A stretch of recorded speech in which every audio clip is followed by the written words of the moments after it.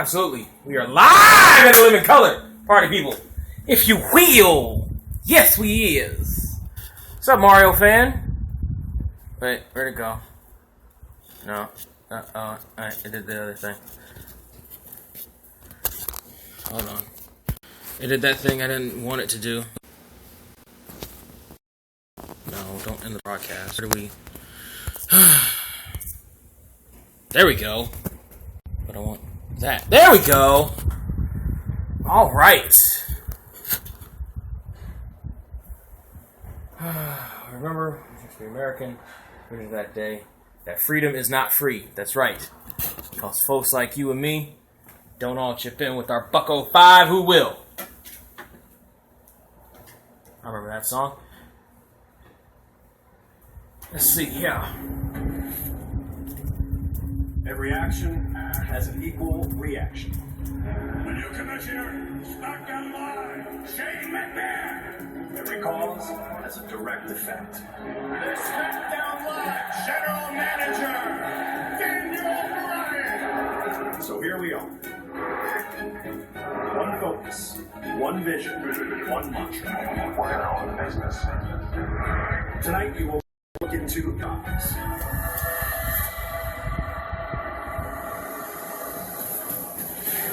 With every new opportunity, The first ever SmackDown Women's Champion. Okay. What's going on, Raven? will emerge. How you doing? SmackDown Live Tag Team Champion. Just tweeted that about the live stream. Not going to do anything with the computer for right now. A man who hurts, who suffers. We are live with Backlash. Yes, we are. I'm not afraid of a man. While the intro's playing, let's talk about the elephant room from Chicago, Illinois, weighing in at 200-some-odd pounds, who got hammered in his UFC debut. I'm, of course, talking about CM Punk. Did anybody see that? I can't possibly be the only one who saw that. And in all honesty, I don't know that I expected him to win. I hoped he did, but I was at least hoping he made it out of the first fucking round. Like, Jesus. I really just wanted him to make it out of the first round. Was my whole thing about CM Punk and the UFC. The fact that he didn't was the biggest disappointment for me. But, and I've said this on Twitter, I'll say it here too, there was a certain beast incarnate who lost his first MMA too. Yeah, the way he did. I mean, yeah, you're proud of him. You know, you'd be proud of him a little bit.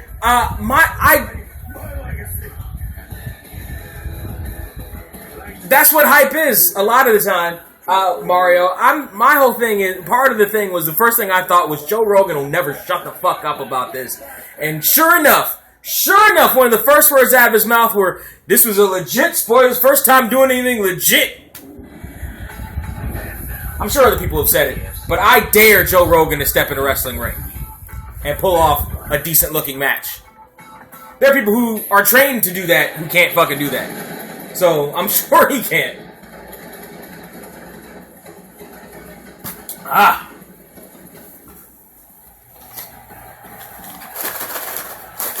Alright, party people who are here, I need predictions.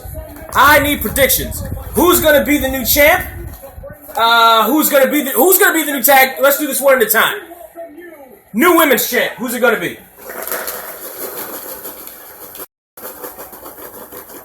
Here comes the money. Oh shit!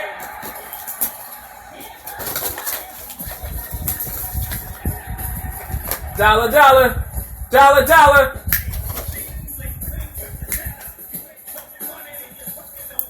Really? Now why? Because she was the first one that came out on Thursday?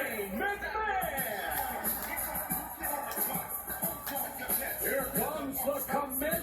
Shane O'Mac is vetted by the crowd here at the Richmond Coliseum. I think there's a strong chance Nikki will, just because they really love her and they're really trying to sell that stupid show or whatever, despite the Divas Revolution and everything. It might be her. I don't see Alexa getting it. I think she's too new. It might be Becky, though. In my opinion, it's probably going to be Becky. I'm sure they built him up. It's probably going to built her up. Excuse me for that. Built her up for a while. I'm sure there's a good chance it'll be Becky. It sure as hell ain't going to be Naomi. No, it ain't going to be Naomi. And Natty as a heel for me doesn't work. Natty as a heel for me. She's trying too hard. Natty is trying too hard to be a heel. It ain't going to work.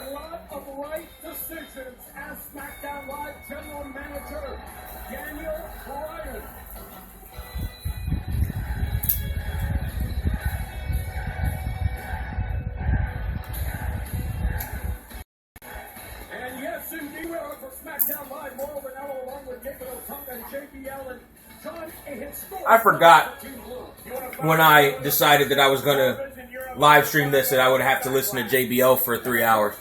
I should have turned Becky instead. Maybe, if they had to turn anybody. Like, the thing about turning somebody, face or heel, is why. There should be a reason why. There should be a need for that person to either turn face or heel in their character development. It should be about that person's character development. It should not be because we don't have an even number of heels and faces. That should never be the reason. Ever. The reason should be about the character development.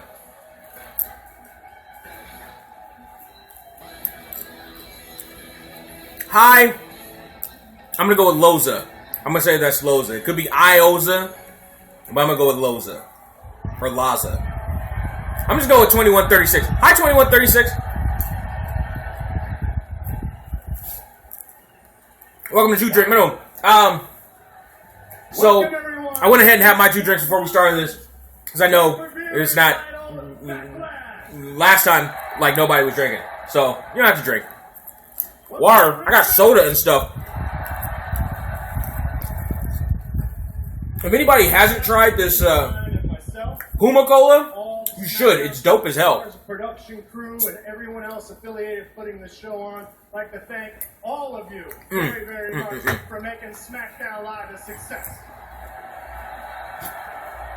Not just those here in attendance, but those watching all over the world. It's because of all of you. You're responsible for SmackDown Live's ratings soaring. You are responsible for social media mentions going off the chain. You guys are blowing up the internet. The Miz thing blew up the internet. Responsible for SmackDown superstars that would never get an opportunity. They do get an opportunity right here. And I love being the underdog. And again, because of you, we're giving the red team all they can handle.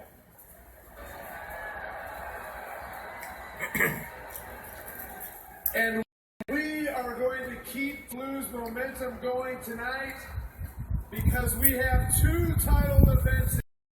You know what? I saw Heath and Rhino on Talking Smack. All right. And tonight, I can be into that. They're doing something with Heath Slater. I like that. They're teaming him with Rhino, who in the right circumstances can always be good in the right circumstances. This might be his right circumstance. That's why I'm intrigued to see what happens with this tag tournament thing. Like, I'm actually surprised that they let Heath Slater go as far as he did in the tournament. And they fuck around and give him the titles and do something with them afterwards. I actually could do a lot to prove to me that they're really looking out for the people that they say they're looking out for. Oh, here we go.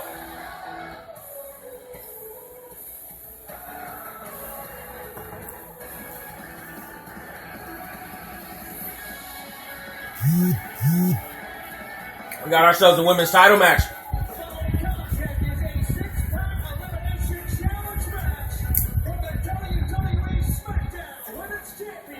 Now, 6-pack elimination challenges are hard enough to do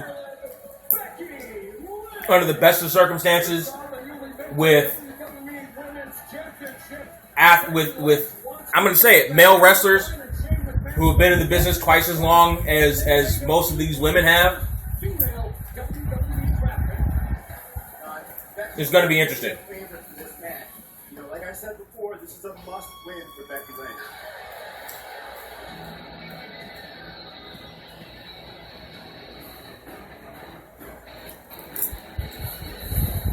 From Calgary, Alberta, Canada.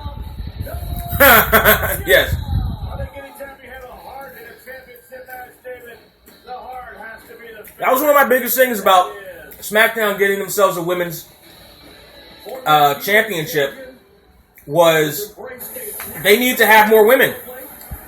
They need to recruit more women. They need to go to Chikara. They need to go to Shimmer. They need to go all over the world and recruit more women is what they need to do. I don't get this at all. Doesn't make any fucking sense to me. All right, now, this is my dark horse here, though. She's got the glow.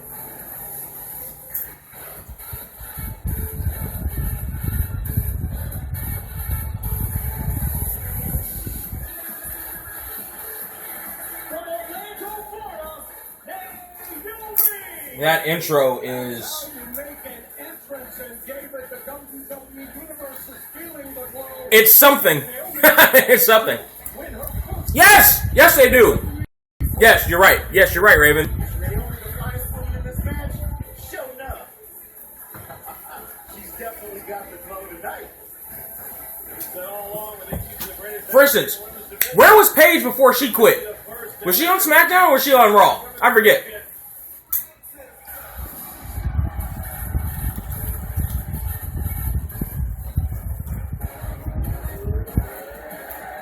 Which what wasn't her finisher like her ass to the face? Oh, okay. from Columbus, Ohio, Alexa Bliss. John, she's the shortest female superstar in the WWE, but she's proven to have heart and guts. Yeah, Alexa Bliss is a little spinner. That'll do. Football games. I think Alexa Bliss has learned how to win in this sport as well. We're going to find out if she is the first WWE Women's Champion.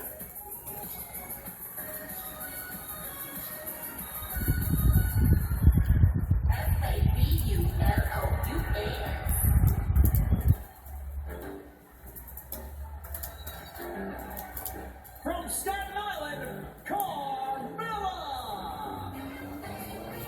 Princess of Staten Island. Now, Now, Carmella has a personal vendetta against I'm not I'm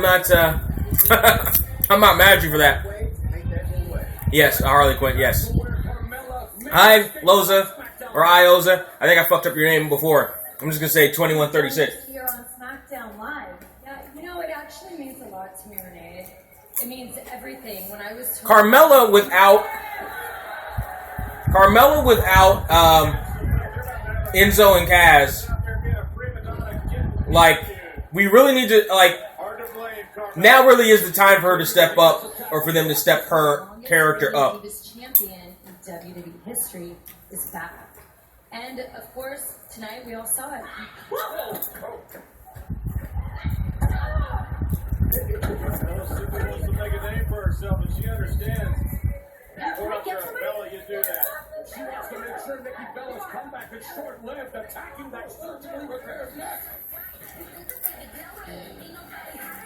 That's her character, though. That's her. You're right, because Carmella was the third. You're right, Raven. But that's her character. Mario Fanboy. She got no reaction because she was the third wheel of that crew. Like, it was all about Enzo and Kaz, really. Like, she hadn't developed enough of herself to get a reaction of her own. Say much about her incredible comeback from what was thought to be at the time career-ending surgery, but she's back, and I'm sure she has Carmella in her sights. Oh, no, absolutely. I mean, think about what this win tonight would do for Nikki Bella's legacy. She could go down in history as the best women's champion of all time. Well, the Bellas have run the place. From Total Divas to Total Bellas to what they've done in the Divas division, they certainly run the place. The question is, do they still run the place? Ooh, Naomi's outfit is Naomi looks like what would happen if Max Moon was in DX. Is that only funny to me? It's fine, because I remember who Max Moon was. But It's a six-pack challenge elimination rules. That means if you are pinned or... Speaking of which, Max Moon and DX versus Heart Foundation kid there. And it'll go from 6 all the way. Oh, please don't let this be a cup.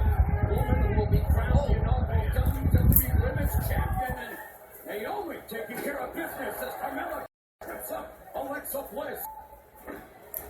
And springboard sidekick by Becky Lynch sends Carmella flying. Alright, so this is how it's going to be. For the most part, it's going to be a couple people in the ring. Everybody else selling on the outside. You certainly can't lose it early. What you have to do is you have to survive. Whatever that means, by hook, by crook, by just avoiding or hiding, it doesn't matter. You have to be there. Pick your spots and let the other ladies eliminate themselves. Maybe not today. It's Patriot Day. Maybe not today. Maybe going for an early attempt at the disarmer. Beautiful counter by Naomi. Floats over into the cover. Matrix escape by Becky Lynch. And those cavalcade of kicks, Naomi lighting up Lynch. Very good. She only has 2 feet, not 8.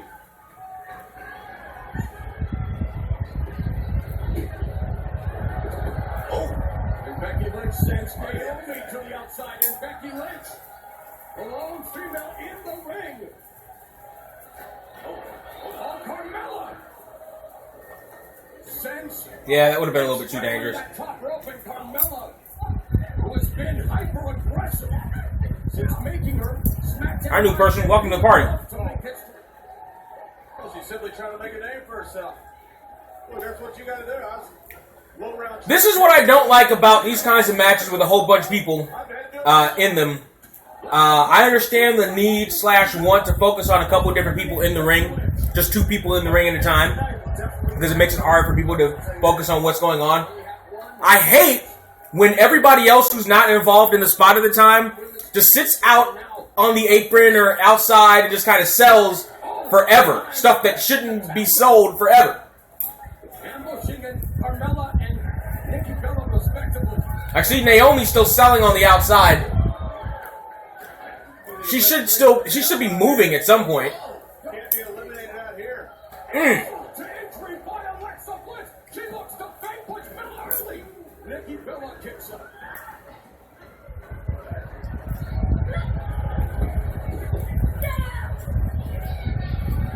Alexa Bliss, who has had an amazing start to her WWE career, just I don't know if I'm, let's see, 4 ways. Yeah, 4 ways do have that, or some 4 ways have that problem. Look up the first fatal 4-way WWF ever did. Undertaker, Vader, Stone Cold, and Bret Hart. They didn't have that problem. That match was a classic. I wish I could show the TV. I think for legal reasons, I'm not allowed to, copyright reasons and such. Like, as a matter of fact, I'm pretty sure I can't have it up too loud either. So, I wish I could, but unfortunately, I'm pretty sure I can't.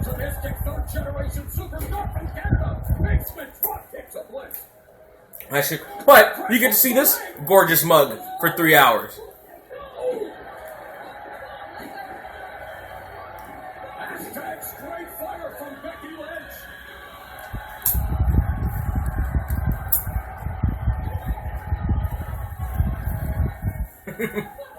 Flying firearm by the Irish last kicker. Release German, alright. Beautiful German release. Oh, there's Naomi. The only female graduate of the dungeon. And this is what Naomi did. Running Huracanana. Oh, Bubble Bomb. Paul Nelson bomb by Naomi. Oh, look at this. Now has Natalia's arms barred with the bridge. Oh! Why in the world will Alexa Bliss break that up? I know it's just habit, it's what you do. And again, this is a two-back challenge under elimination. Yeah, that is a good question. Why would she break that up? Psychologically, that makes no sense. I understand it's for the spot. Place kick to the march by Carmella, but too busy showboating. A spear. Get fight! Get fight! Get fight! A lot of emotion on the part of Nikki Bella wants to turn it into a brawl with Carmella, but the opportunistic Carmella again finds a chance. Flatliner? Nikki Bella face off to the neck. / downward spiral?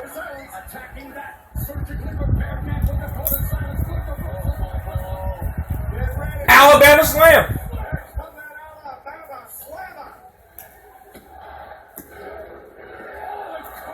It's an elimination match. You can leave to an Alabama Slam. That's a finish. That's a finish. I forgot how good Naomi was. I haven't seen a whole lot of Naomi. To me, I think suffers from the fact that her past is her past. She suffers from the fact that she was a fucking dactyl, and all I really know about her is she's dating an Uso, and I can't even tell you which one. I think when the time comes, they could and probably should focus more on her. Let's see. By the way, so many young kids' dreams just came true right then with that spot. I'm not going to tell you why. Oh, Jimmy, thank you.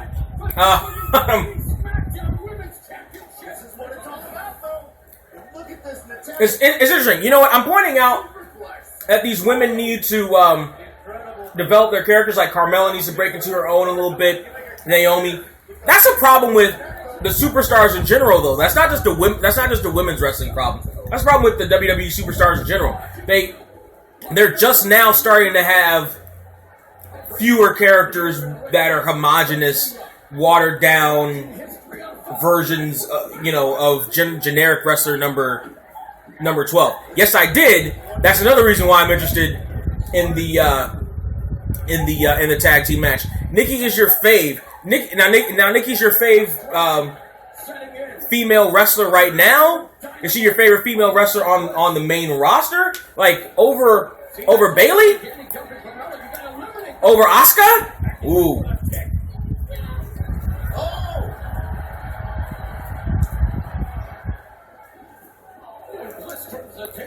Wow, that's a strong statement. Nice. Go home to that. It's an elimination. Is it no longer an elimination match? They all do need to work on some things. Yes, you're right. You're right, Raven. They do. I fave for this match. No, I don't think anyone's been eliminated. That's why I'm asking, is this still an elimination match? Did I miss a memo that is no longer sudden death?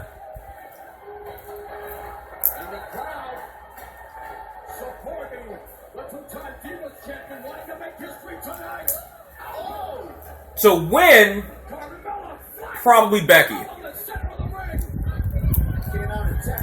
Ember Moon impressed the hell out of me in her debut. She really did.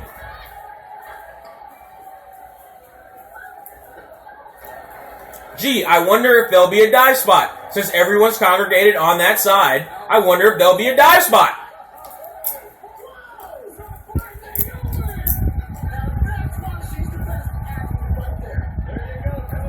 Naomi's like, hey, remember I'm in this match? Pick someone up and pin him! Throw someone in the ring and pin him!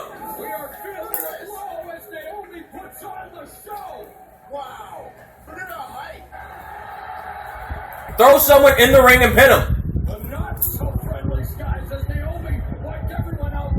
By the way, if you ever needed more proof that she was Max Moon in DX, that's a Max Moon move right there.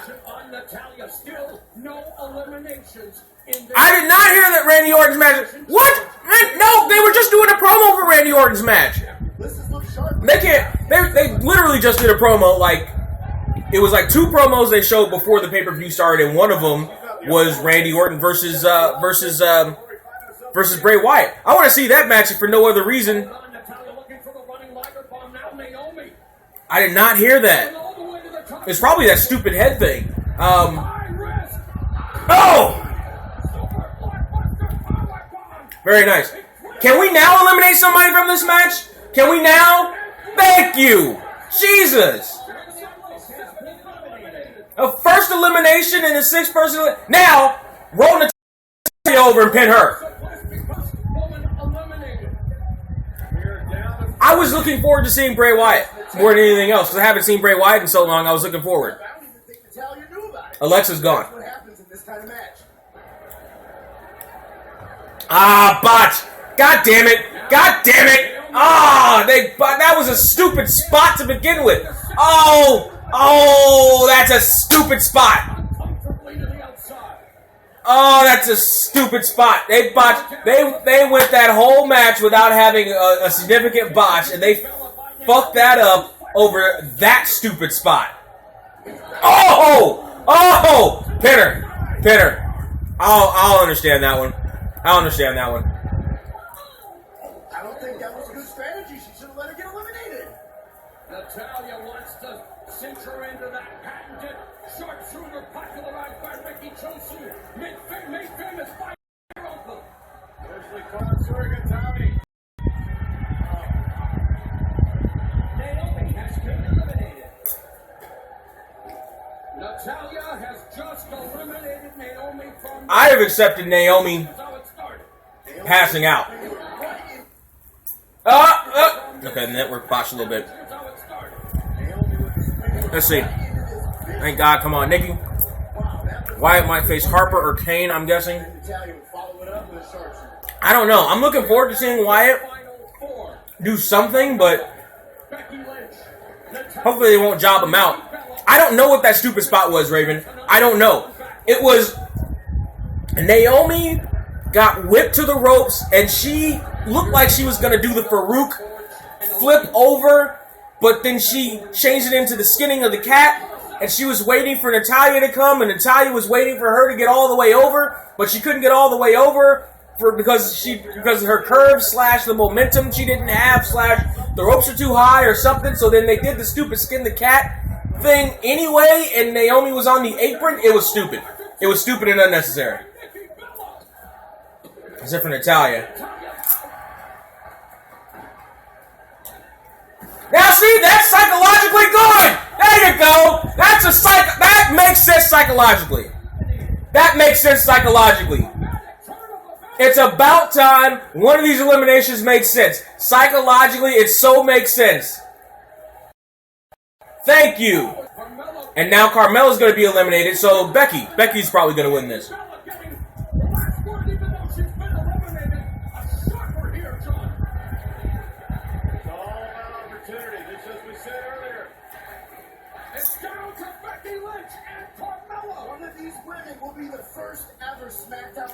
Carmella and Becky are all that's left. We went through that entire time of not having an elimination to suddenly all four of them getting eliminated in like a minute.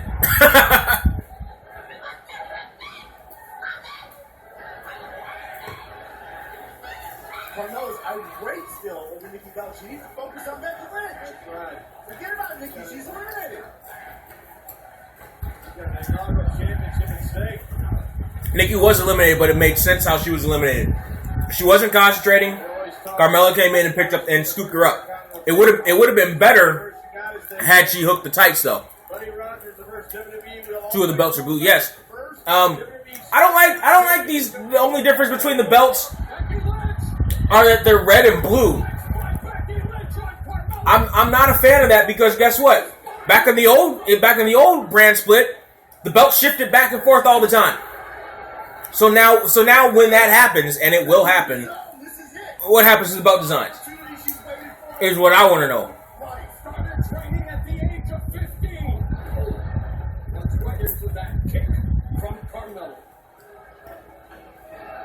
An incredible match to determine the first ever SmackDown Women's Champion. We began with 6. We are down to the final 2. This is the time when Carmella.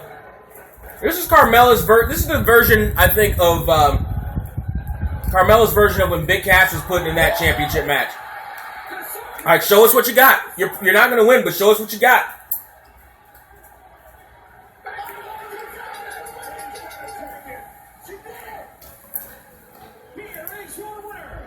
That looked like a good armbar too.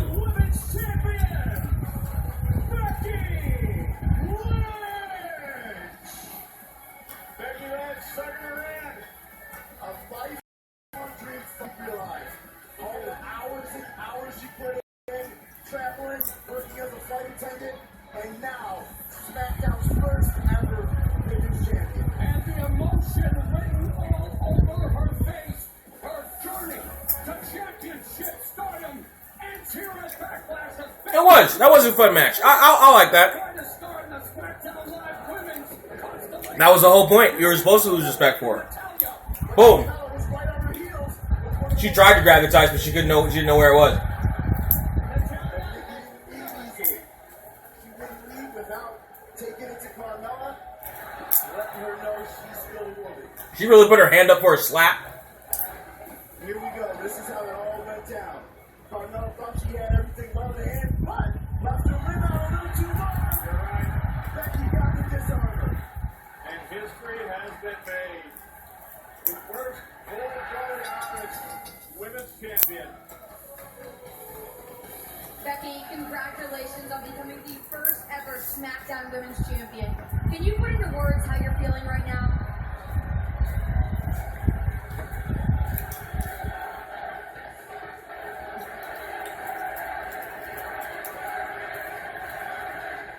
Thank you. Thank you is all that I can say. Because it's been years, it's been miles, it's been struggles, and you have believed in me every step of the way, so thank you. Thank you. It's because of each and every one of you cheering me on. It's every poster that you have. Oh. Every time you chant for me, it's every time you sing my song. It's everything. I don't. This is the first time. I never noticed her voice was so I don't deep. You know, have to hold it just like that. That's what I built these boulder shoulders for. Becky Balboa, baby. We did it. We did it. Thank you. Congratulations. So are a whole bunch of other fellas there, kid. Get in line. History made here at Backlash. Becky Lynch will go down as the first ever SmackDown Women's Champion. Now what happens from here?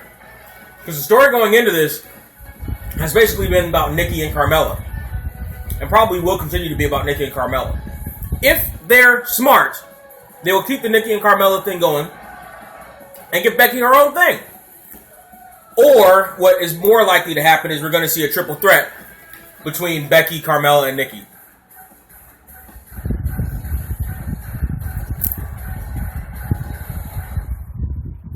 I feel like the UK wrestlers give us a bad name like Paige. So, first off, lets me know you're from the UK. Oi, cheers. But I don't know about that. I think Paige's biggest thing seems to be, from what I understand the situation,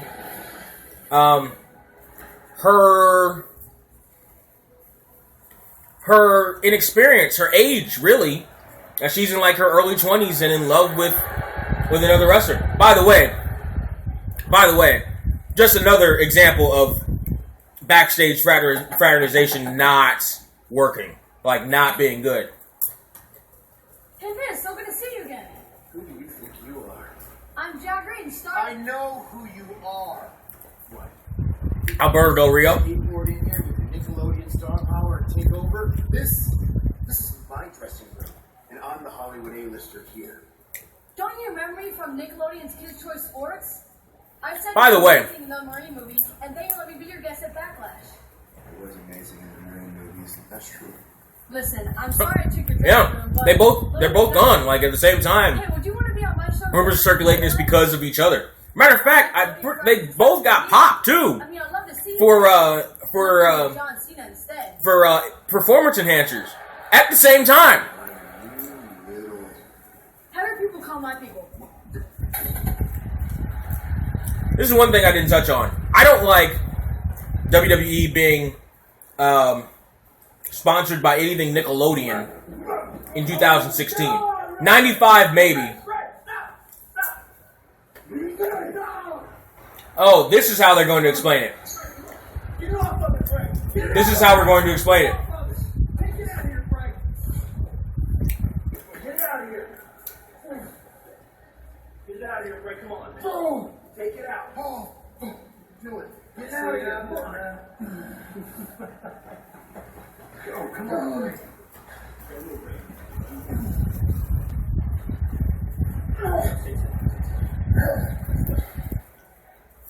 So that's how they're going to explain that. Okay. Boo. Still boo. Gotta wonder if Randy Orton is going to even be able to. Yeah, really. Okay, so what happened? We had a segment with The Miz and this kid from this Nickelodeon thing that was about as long as it should have been. Bray Wyatt was in the back, trapping Randy Orton's ankle between, in a door, and slamming it multiple times. So it seems like that rumor that we're not going to get the Randy Orton Bray Wyatt match might be legit. Damn it. Damn it. And now the Usos are coming out. You can tell they're heels, too. You can tell the Usos are heels. They grew goatees and they're wearing black. Ooh, they're bad guys. They're bad guys. Right, no more paint. No more haka. They're bad guys and they're wearing black. Hey, Marquise. Squad zone. SmackDown tag team titles, but the Usos were in action against American Alpha. And we thought they were going to show some sportsmanship. I think I might be behind, eh? That was absolutely disgraceful. When you specifically target someone, they weren't interested in. I'm about as live as it gets on my end. It might just be where we're located, too. Where are you located again, Mario fanboy? To Commissioner Shane McMahon, Jack Gable suffered a sprained MCL. American Alpha eliminated from the final, but there's the tweet from Jack Gable. Michigan, okay. So, yeah, you probably are ahead. Could have been much, much worse than that.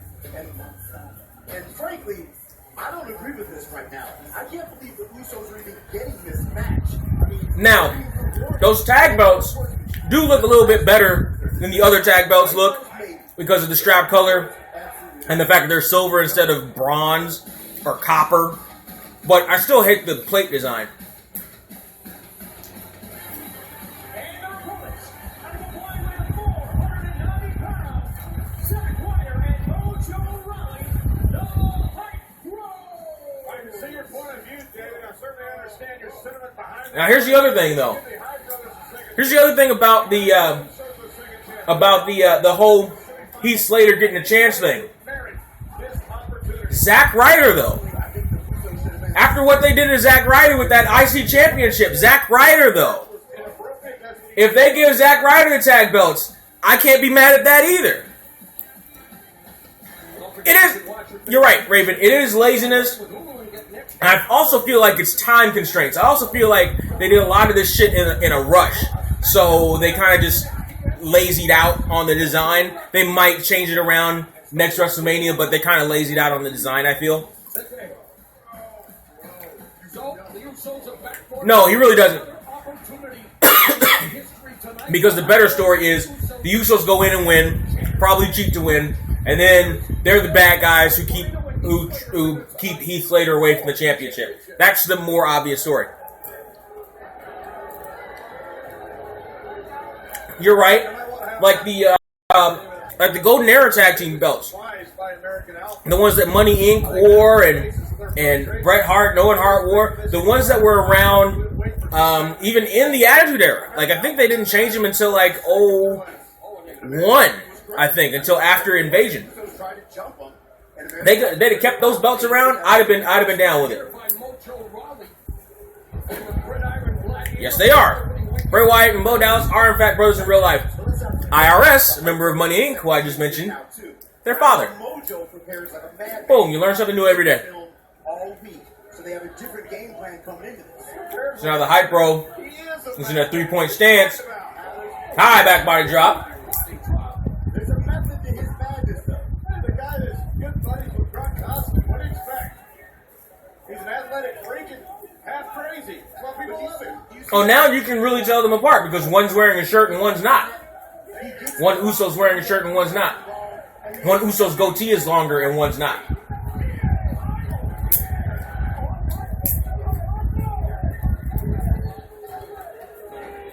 Yes, we did already have that. You're right. And get screwed by Jason Jordan. What makes you think that, Raven? As good as they are, they've been the premier tag team in the division for the last number of years. I think Mojo Rawley is the is so hard to prepare for somebody that is almost impossible to pull apart because he doesn't know what he's going to do. You're right. Oh, get it? His tights say Zach down live. Get it? The problem is, they're letting their emotions get the best of them. The former two-time WWE Tag Team Champions. I hate that face buster. Number 5, Zack Ryder in this, smashing those forearms into the face of Uso in the corner. Uso's the reason American Alpha aren't in this match. What a good tag team. I think they're going to keep American Alpha out of it entirely. I don't think Jordan's going to. I don't think Jordan's going to get a paycheck or a pay-per-view paycheck this month. Ryder, low bridge.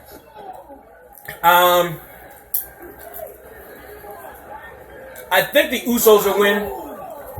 I'm interested in seeing From the apron by Zack Ryder. how all four of these guys develop and work with each other. Explosion. Courtesy of a rocket energy drink. Look at this. Look at this. Like a freight train. Took both of them out. Yeah, we almost got to do the throw. I'll take that move. When he used to pump in over the sidelines, who also had something to do with sports entertainment a while back. By the way, Mojo Rawley just blew himself up. He ran around the ring, speared him. He screamed his head off for 3 minutes. Now he's blown as hell. He has to be. He has to be. Dispatched with some of their tradition in looking for a Well, Zach's in there with, start. I'm going to say Jay. Could be Jimmy. I don't know. Oh, Zack Ryder telegraphed the back body drop. Tag was made. In comes Jey Uso.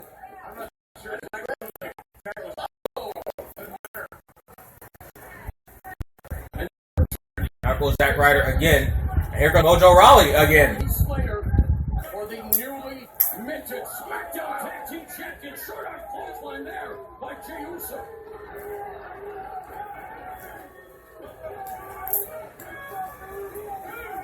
In a brutal And they're slowing it down, too. It's interesting.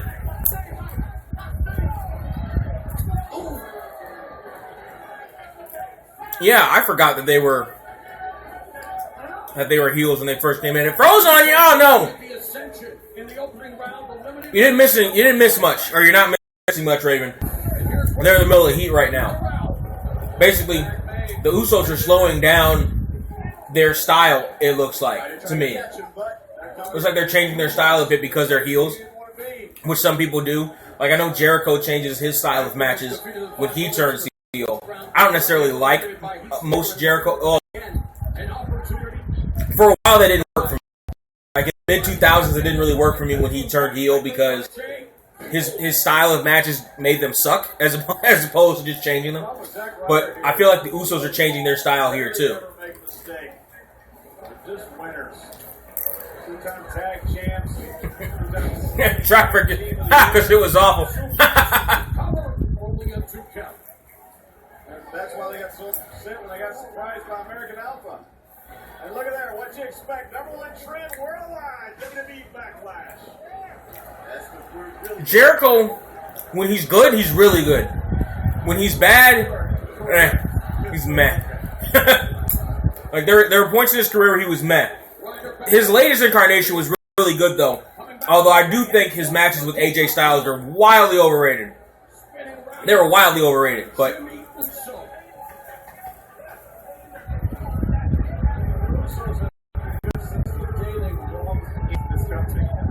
by the way, did the Usos ever explain why they changed?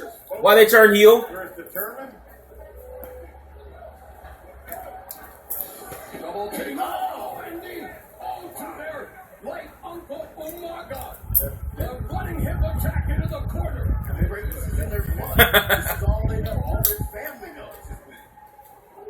Okay. Why get all of that? Zack Ryder is pretty lucky. It's probably on SmackDown Live, right? I just didn't catch it. Or Talking Smack.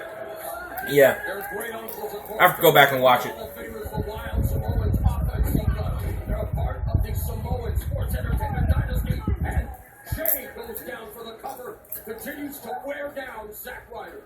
There's your hold, Morrow. Your chinlock being employed there by Jay Uso. Those of you who don't know, Jay's the one not wearing the shirt. Jimmy's the one wearing the shirt. Keeping him in the ring and not let maintaining a terrific pace. A very deliberate pace. Lands on his feet. Hangman's neckbreaker counter. Anything more, though. And the big thing here is that the longer this match goes, the better this is for Heath and Rhino later on. The kinetic Now this will probably be. desperately wants in. This almost feels like this is how Mojo Rawley is supposed to be. Yes, I do. I do remember when he lost to Fandango. Jimmy Uso. That was Rawley flying off the random as all fuck. And didn't do anything for anybody. Didn't do anything for anybody. And the kings of the double teams continue their assault on Zack Ryder.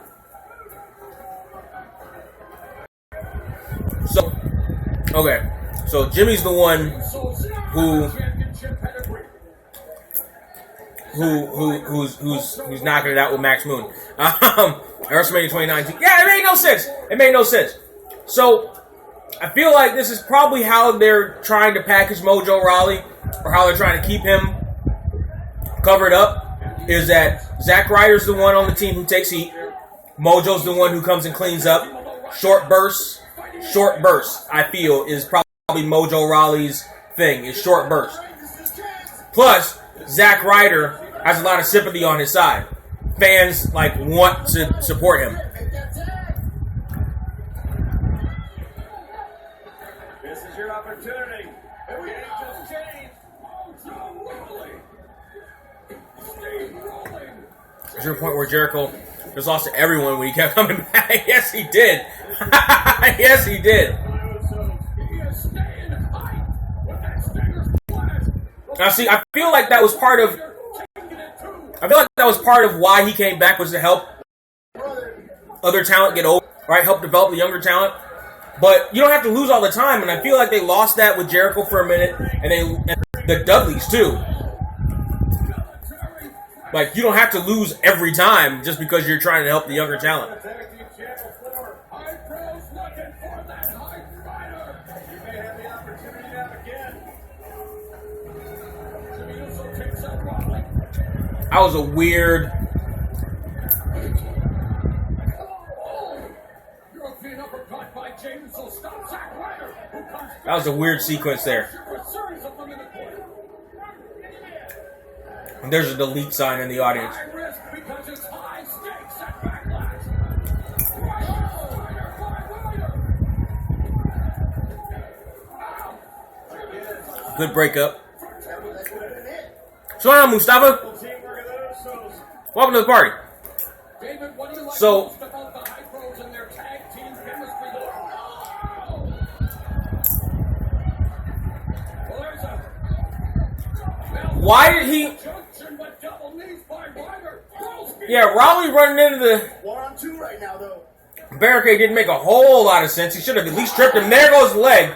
To the left leg of Zack Ryder by Jey Uso. Been banned in the NFL.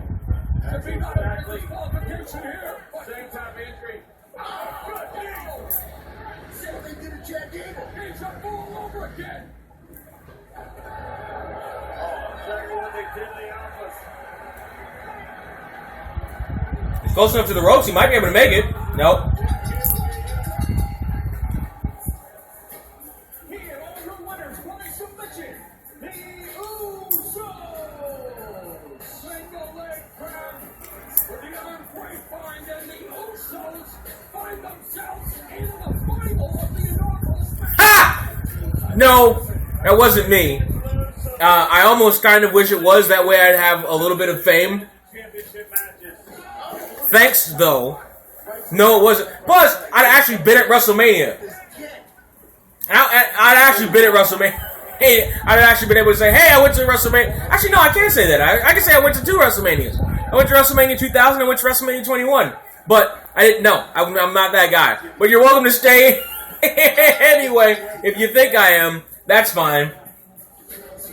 There's your 3-time WWE champion here in SmackDown Tag Team Champion lose. The Usos have silenced the High Pros, but the Usos will now battle Rhino and Heath Slater later tonight to determine who will walk out of Backlash as the first ever SmackDown Tag Team Champions.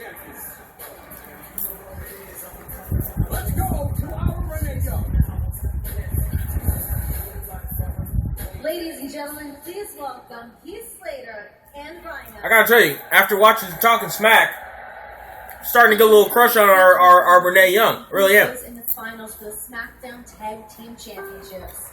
Well, I mean, the Usos, they're not going to get in our way, you know? We're focused. I feel like $100,000 right now. I feel like... You're right, Mustafa. I do 100% look just like me. You're right. Yes. Good point. You know? And I'm telling you right now... Jack Gunn got us back. I guess it did. Can stop. All right, now. It was heartbreaking, You hear me? but it also wasn't. Like, I was totally fine with it. But I thought that would mean Undertaker would retire. Thank you so much. But it didn't. He's been back for... He's still been here. And it's like... Listen, man. I don't know what's going on inside here, but I'm freaking out. I like Undertaker and all. You know what made this He's a legend, but... she used, like, artificial crabs, and I don't think it was that. You know, I just... My stomach's like... He's been around. Like, it's about time for him to retire. You know, I have to, and all this stuff. Are you okay? Like, She's taking my Dean Ambrose Circle lunatic on you. We're still live. So? I mean, live. So what? You've been swerved! I was just making sure, you know, you weren't nervous and everything, you know, and all that stuff. I was just, you know, I didn't care that everything was on. Yeah, his time is over. Let's be nervous. Let's go out there and do this. Woo! I'm only seeing them once. Loza or Ioza. They're 21-36. I'm only seeing them once. I'll So, be back. I gotta go.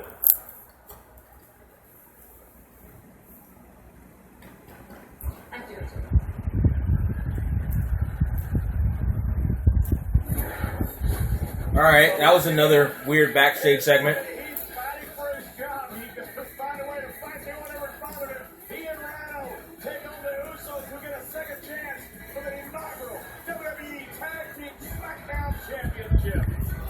Tonight. Ha! Heath's finisher. I don't know. I have to look it up. Is designed to find a cure. I don't remember what Heath's finisher was. What was he talking about? I don't know. I was busy talking to you guys. They said something about nervousness or crabs, and then somebody said swerve, and then they both left Rhino there.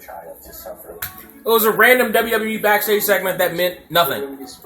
Let's see. For research to all the top scientists throughout the country. We're living our life now. I do really good. You are good, very good. Yeah. Let's see. Heath Slater's finisher is, drum roll please, 32 competitors. 10 moving weights. The Cruiserweight Classic just keeps getting better and better. Now, there can only be is the smash hit, which is the spinning lifting DDT or a slingshot corkscrew splash. So he's got two finishers that nobody knows are his. Final four. Only one will be crowned WWE Cruiserweight Classic Champion. Anybody here watch the Cruiserweight Classic? Cruiserweight Classic 2 hours Thoughts? live this Wednesday only on WWE Network. Who's winning? A must-win situation for Dolph Ziggler and his self-imposed pressure as he will take up the man who shook up the sports entertainment world a few weeks back thanks to explosive confrontation with SmackDown Live GM Daniel Bryan on Yeah, you can do that. only on the WWE Watch the entire thing. Intercontinental Champion, The Miz. I feel like that's a lot of like, that's a hell of a lot of You wrestling. wrestle like a coward. You didn't wrestle like somebody who's afraid to get hit. You're the one that calls me the coward, but you're the one that just... I was really shocked there were so many people who thought this was a shoot. Don't you walk away from me, Daniel. Don't you walk away. Keep that camera right here. Right here. This is my show. My show. And I'm sick of all of you sitting there criticizing me, calling me the coward. You're the cowards. I'm the one here, day in and day out, in that wrestling ring, beating people up. Thank you very much.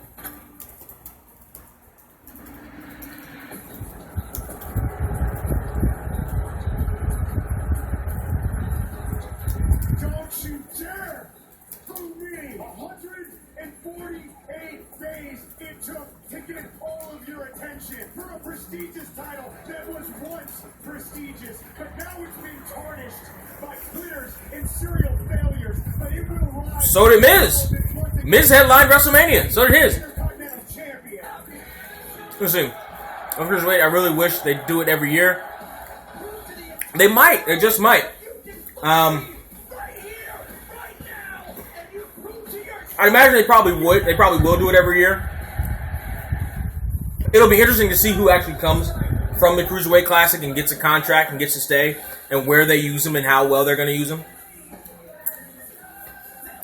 Let's see. I don't know what it is. I only watch Raw and SmackDown. How many others? Who's that speaking to? So, the Cruiserweight Classic is something that I believe, pretty sure is network exclusive.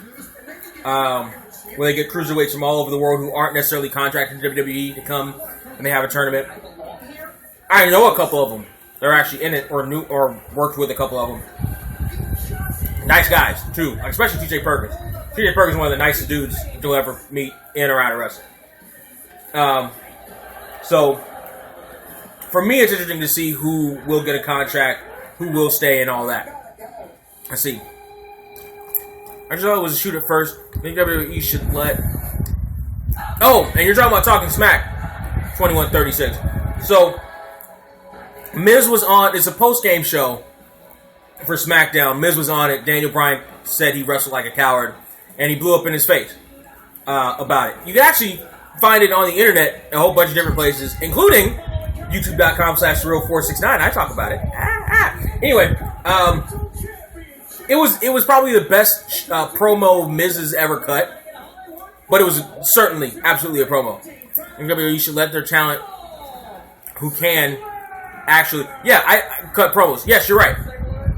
Do it from their heart and not script. I believe, yes, you're absolutely right, Raven.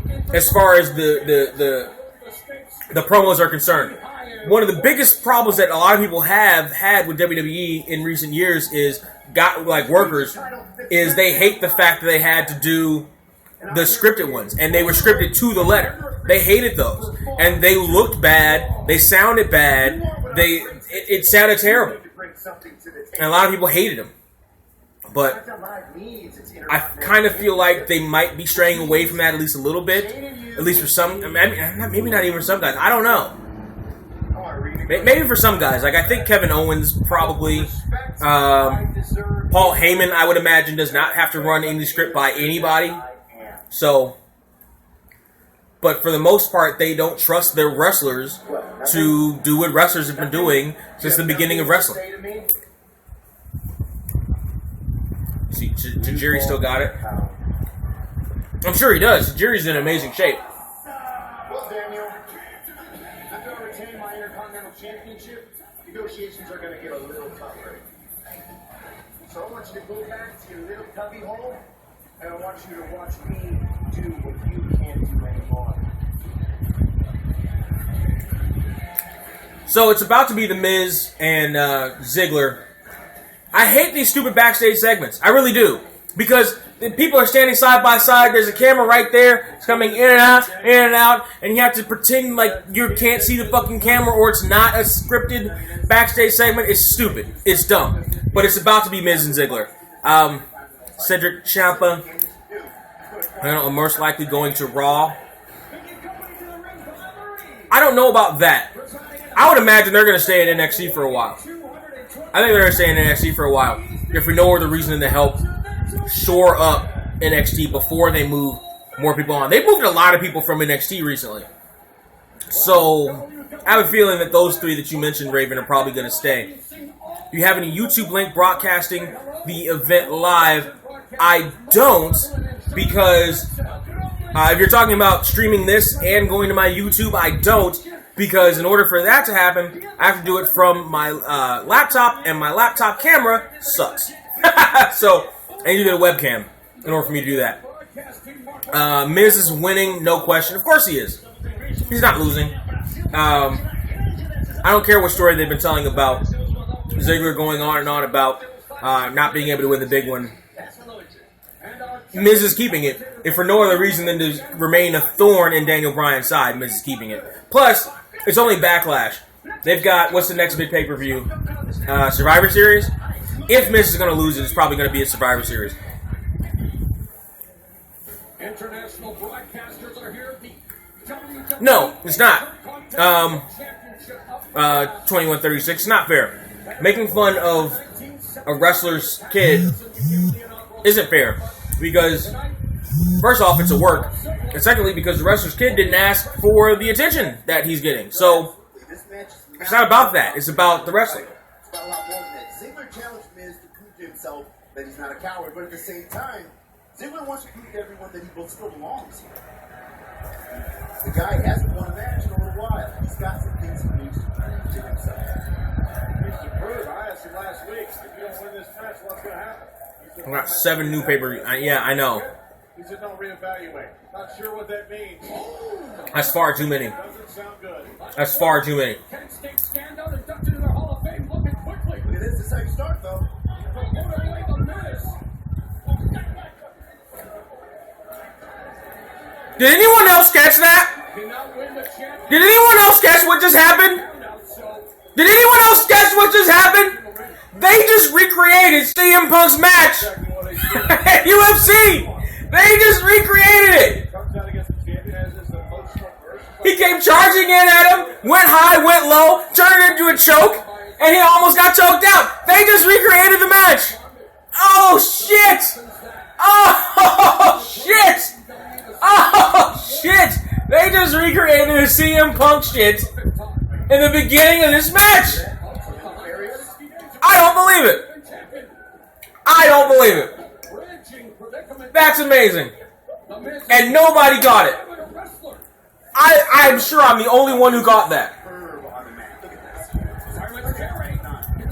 I'm going to check Twitter. Kent State as a walker and walked out the winningest wrestler of all time when he left the school and being inducted into the Hall of Fame this month. 2, 3. So Dolph Ziggler knows very well what he has to accomplish, and there's the Miz coming back, and he has a renewed sense of aggression. I'll stop an NCAA wrestler every time and just fist to the mouth. You know, he's been accused by people like SmackDown Live, GM, and Dolph Ziggler of being a coward, but he's a fighting champion, David. No, he's not. He's forced. How can you say that when he's forced to fight? Are you kidding me? He looks for every way to get out of the match. Every loophole he can. He's like an ambulance chasing warrior. Are you guys not watching? And you might know something about that lawyer there. Oh, shit. That's great. The next SmackDown pay-per-view is No Mercy in October. Yeah, but he's probably going to keep it at least for a while.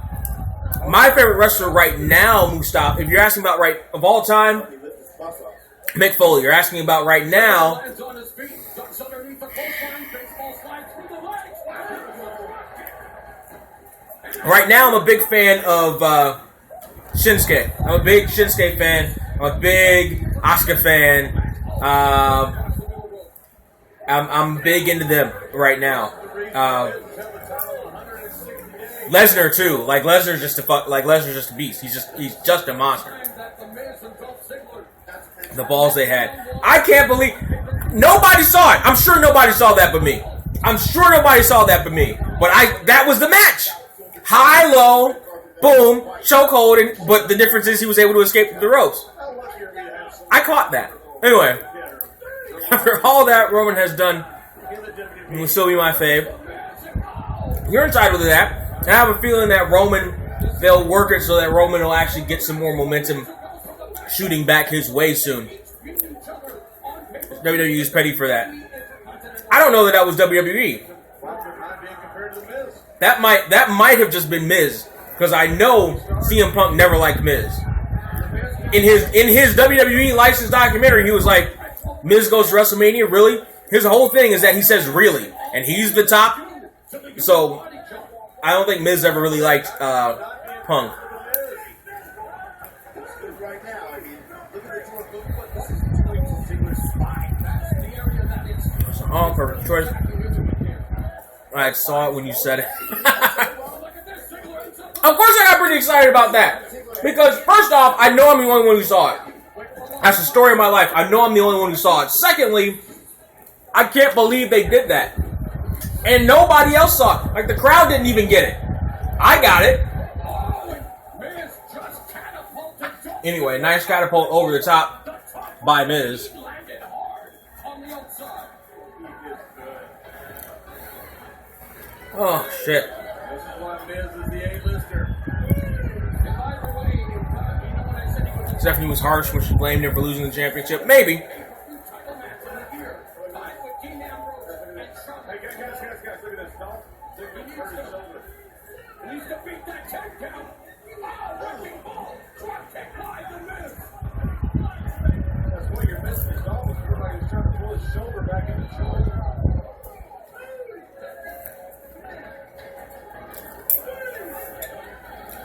I don't think they will. I think that's going to be one of those under the radar things. And it's not like CM Punk watched this. Punk's not going to watch it. He's going to be told about it. Somebody's going to tell him about it, and he's going to be like, eh. Maybe. If they ain't, tell him about it. I guarantee you one thing, Ziggler. But I caught it. Way out. That's a fighter right there, Dolph Ziggler. Hey, look at the shaking that arm, holding it on. He was feeling the strength of that. All right, so this is the match that a lot of people have been talking about here. right now. So far, it hasn't been bad. I'm going into heat mode now. Miz is just kind of burying his feet in Dolph Ziggler's face. Snapmare. Over into a chin lock now. Rest hold time, baby. Yes! What are you saying there, Dolph? Huh? Isn't that half the point of having long hair? Just wearing it down. We don't need any shots of Maurice, thank you very much. Miz is perfectly in control here. I don't need to be reminded that she's getting a paycheck from you guys. Appreciate it. Ziggler, though, creates some space. This is what he wants. Oh, but he misses in the chest first. And his chin bounced off that top turnbuckle. And the opportunistic WWE for champion. Going for the cover. Pick up his leg, Miz. Come on. No, the commentators didn't get it. Or if they did, Miz looks to be perfectly in control. they weren't allowed to say it.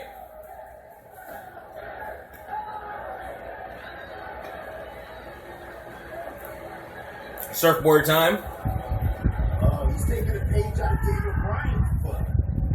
And Rico Romero's as well, as it looks like he's looking for the Romero special. The inverted surfboard and again attacking the back of Dolph Ziggler. And it's a modified version instead. Just Oh! Miz is flexible, boy. Or not Miz. Ziggler is flexible.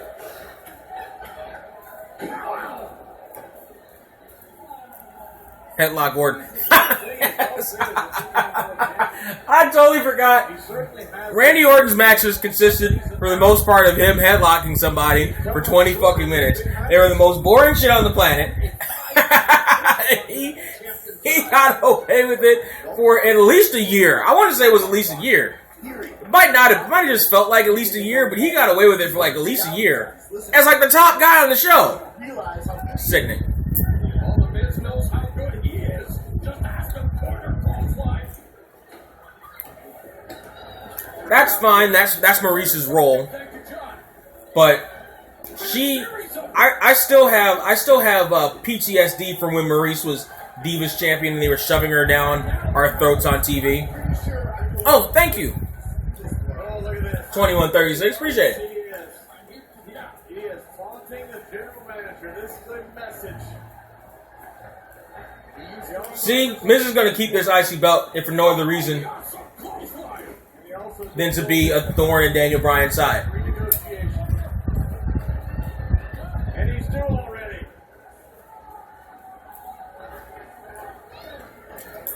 You negotiate when you're on top. All about leverage, you're absolutely right. And the Miz has that in his match. Oh, double axe handle to the face. You know what? I think they're padding this pay-per-view out. They're telling the heels to go slower. And the Miz Now, that might just be a psychological thing, and I appreciate that. But they're also telling, but the heels seem to be going slower, buying more time during heat. I think they're padding this pay-per-view out because Randy, and it makes sense now if Randy Orton doesn't have his match with Bray Wyatt. Oh! blocked him with the drop kick. You can hear that shot reverberate throughout the Richmond Coliseum. Daniel Bryan and Shane McMahon, though, are such a good match. They work with each other for right now because you like them both. It's not a matter of only liking one. You like them both. Now, I don't know about the need for more than one authority figure on a show at a time. I feel like it might be overkill, but right now it seems to be working for the time being. About to get into this comeback here. Ziggler getting to his feet. You're not supposed to step, though. Good, it's working. Big clothesline down. Another clothesline down by Ziggler. Here's what I want. I want Ziggler don't give him sweet chin music. Nice little spine buster. I like that. Miz needs to not do click stuff. I don't want to see sweet chin music in this match. I don't want to see a famouser in this match. I want to see Miz be Miz. Ziggler says he steals the show Or fucking Miz. Ziggler be Ziggler. Jesus Christ. I want to see Ziggler be Ziggler. I don't want to see Ziggler be a part of the clique. Did I say Miz all those times? Ignore me, I'm sober. No, not a famouser.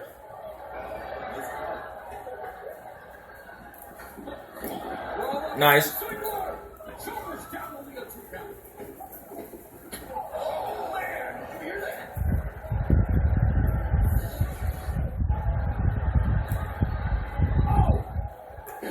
Alright, I'll take that. That's a nice little move. Slingshot powerbomb. Slingshot spin out powerbomb. I'll take that. Oh, it's interesting. This match is sponsored by KFC. Yeah, because they were dressed up as a chicken and the Colonel. So, of course, this match... Good God. See, I was just on Casual Draft to SmackDown because I like the show. I love Smack Talker. Skywalker. 7 foot tall friend. He stole that gimmick from me and Kyle Webb. Don't let him tell you any different. What the fuck was that?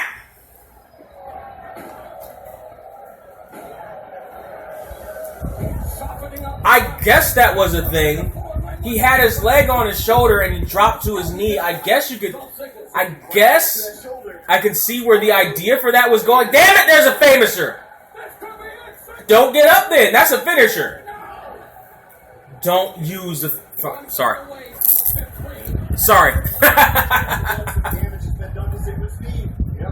Don't be scared. It's just me on you now. Don't worry about it. I get a little excited sometimes.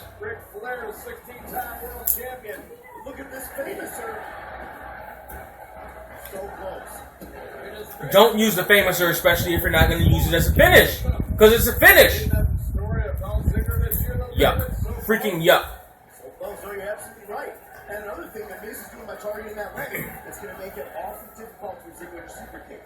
Tremendous look. The WWE Intercontinental Championship looking for the zigzag blocked by the Miz.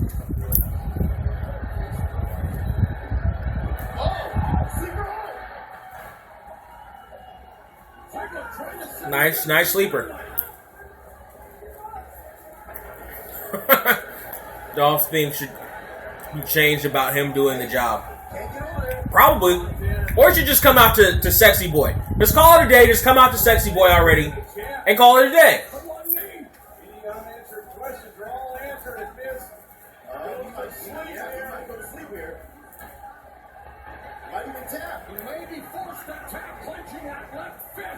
Ziggler putting the squeeze on the Miz, cutting off the oxygen supply, pinching the carotid artery.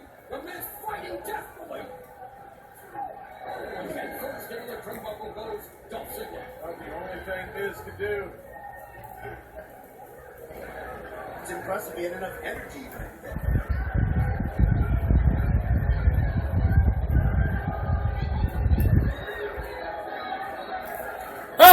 This match seems to be going on for a while. I mean, I know they have momentum going into it. And that's fine.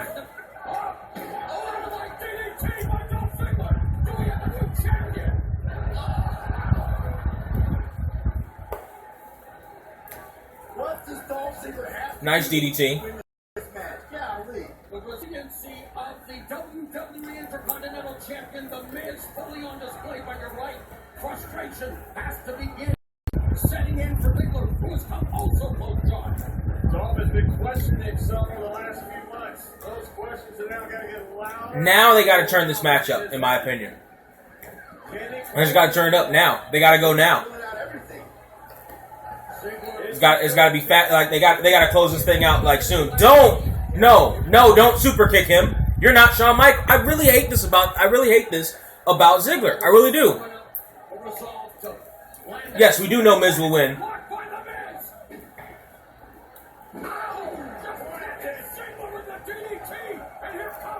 Figure four. He whipped into that figure four too. He whipped into that figure four.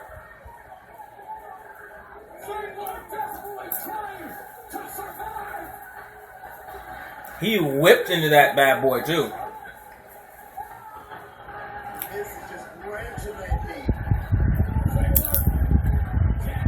Trying to hook that ankle too. But he might be forced to. He is far away from those ropes. The man who won many championships was here for Ric Flair. He's the one that gave it to Miz. At this point, Ziggler can turn it over. Intercontinental Championship with it.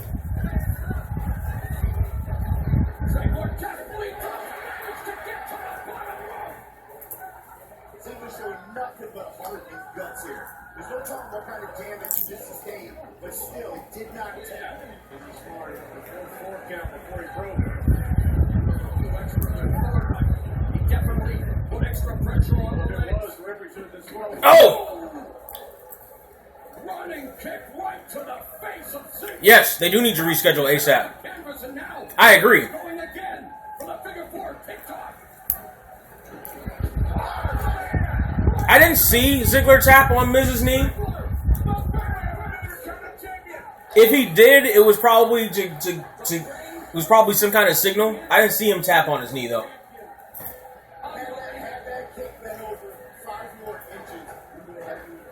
How about the wherewithal of the champion, the ring presence of the Miz? You call it luck, you call it fate, or you just call the fact that Miz knew exactly where he was. Oh, and so now he actually is going to take the coward's way out and leave. Trying to crawl out of the dodge, knowing full well that if he loses via countout, he will retain the Intercontinental Championship. Ziggler also aware of that fact. It's going to be awfully hard to get back in there with that wheel. Referee administering the count. Ziggler has to get the Miz in before the count attack. Hanging on, trying to not get back in. Look at this, putting him over his shoulders despite the left leg injury.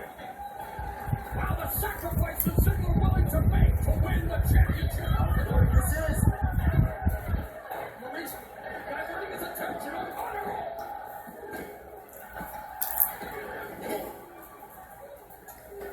Nice forearm. What?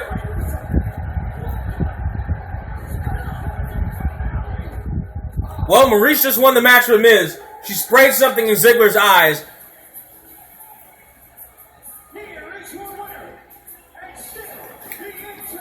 Into the skull-crushing finale.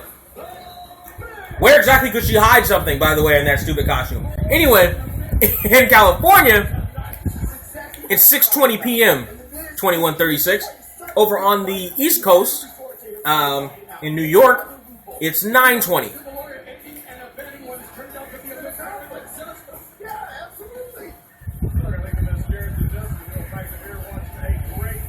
So here's the replay.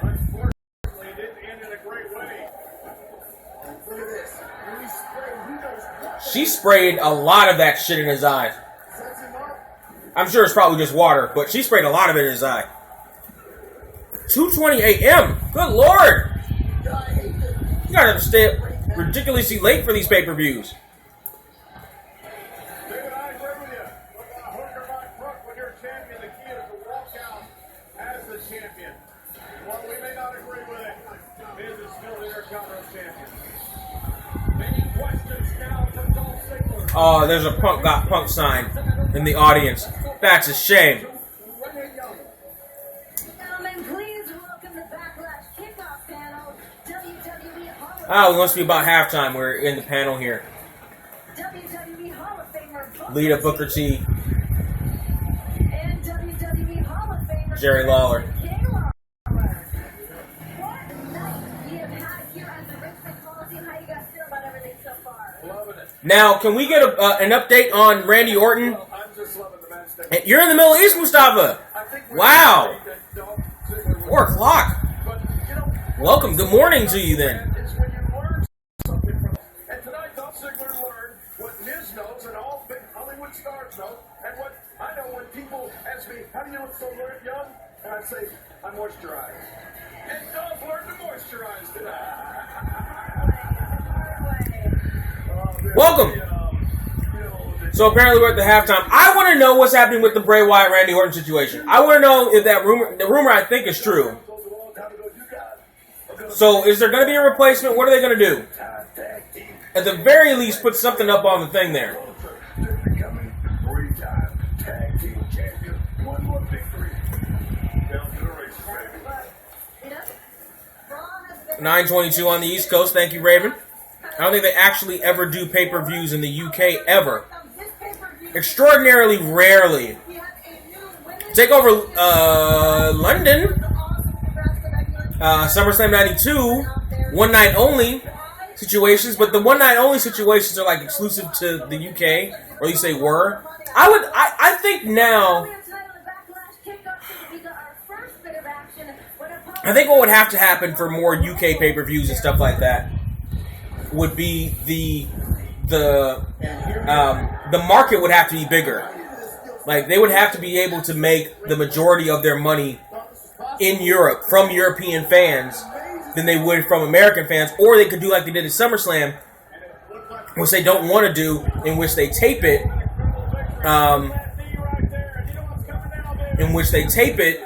on like that Saturday and then air it in America the next day or something like that. It would take some juggling, but we might know something. We might know something. Bray Wyatt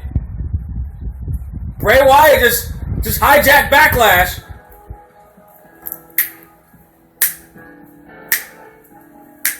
You have the biggest crush on Lita. You know, I did too until that whole Matt Hardy thing happened. I was so disillusioned. I had the biggest crush on her forever and a day until that happened. Wow, look at that custom Chiron Bray Wyatt even gets.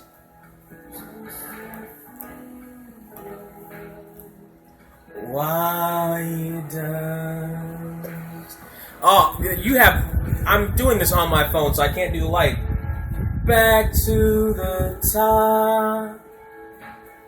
top of the stairs. I don't know if that was the last UK pay-per-view. I'm pretty sure there's a Takeover London either coming or already done. I'm pretty sure they did one. I have to check it out. Hold on. Get out of here. Get out of here, Bray. Come on. Boom. Take it out.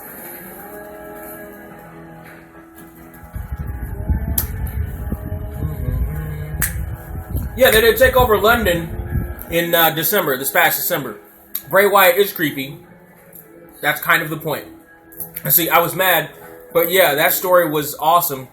Sad it actually happened. Yeah, but the fact that they integrated it into the story was very good. Bray Wyatt's theme is amazing. It's amazing. And it's about a guy in love. It's about a guy in love. It's amazing. Oh, my singing was creepy? Well, you know. He won't see the sun again for years to come. Broken and in love. I guess. All right. So what do we got here now? Unfortunately, due to injury, Randy Orton cannot be cleared to compete tonight. Bray Wyatt has insisted on the official 10 count to certify his victory via forfeit. All right, I'll take that. I'll take the 10 count victory there, the forfeit victory.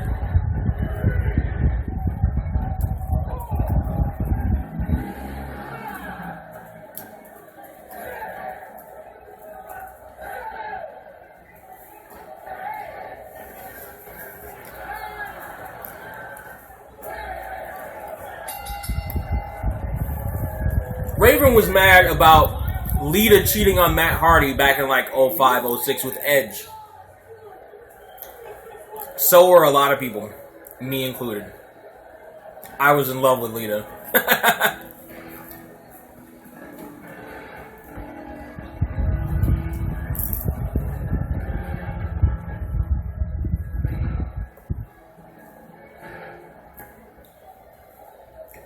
However, Bray Wyatt will be competing in a no-holds-barred match against this man. It skipped on me for some reason. Against who?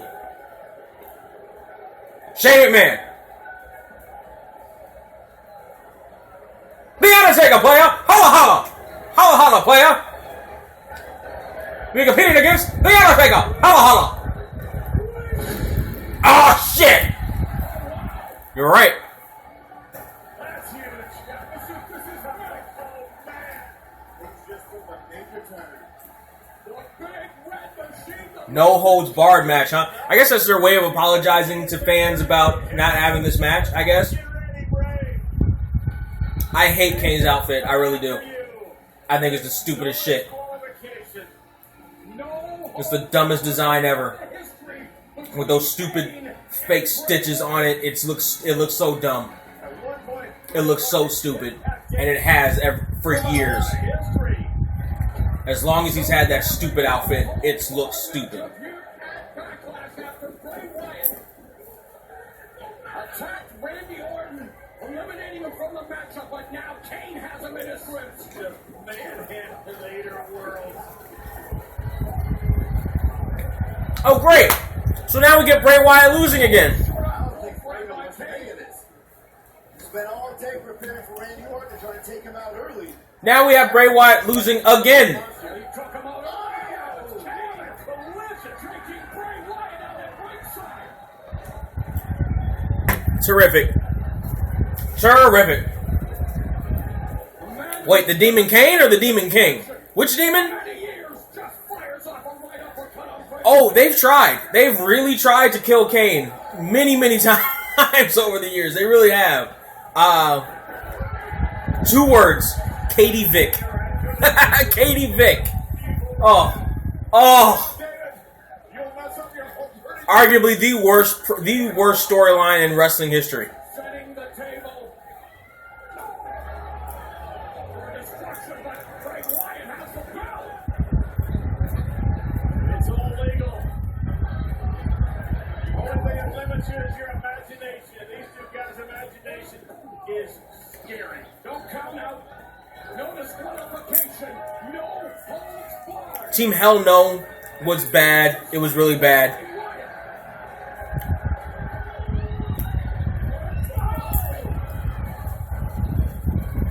Kane intercepts him with another shot to the jaw. Kane's put on a little weight. Right about the midsection. He's put on a little bit of weight. It's alright. It happens to all of us.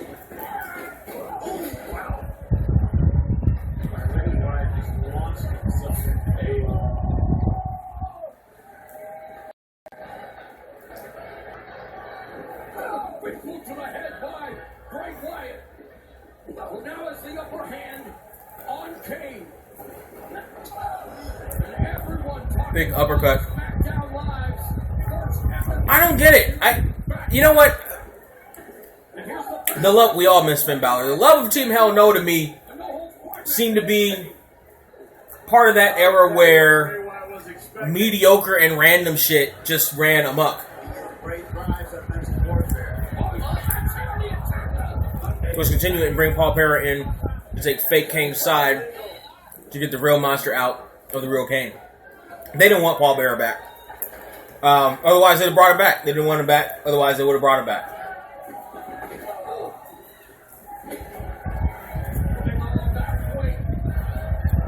Slash, I don't think Paul Bearer wanted to go back. He probably could have. He probably could have gone back at any point, but I don't think he really wanted to. Didn't Paul Bearer die? Yes, he did, but I think Percy Pringle, and I've done a couple shows with him too. I think it was after the Team Hell No thing that Percy actually died. Because of the Yes Years, I think, yeah. He was going to go to TNA to manage Abyss. Who, Paul Bearer? No, he wasn't. They did want to bring Abyss in to fight, I think, either The Undertaker or Kane, but Abyss choked. He decided he didn't want to go before they settled for James Mitchell. Oh! I don't even think that's true. Because I think Paul Bearer... Actually, no, you might be right, because Paul Bearer was still in WWE when TNA came about, and that was in like 2002. So I think you might be right. I thought his career died in the cement. Basically, it did, or at least his WWE career did. But he went home. Like, I think, and I saw in some shooter interview, he just went home. He just wanted to be around his kids and his grandkids and just live in Alabama for a while. And that's what he did. He did some independent shows when he felt like being around wrestling. But for the most part, I think it was just he just wanted to go home. And I can't blame him for it at all.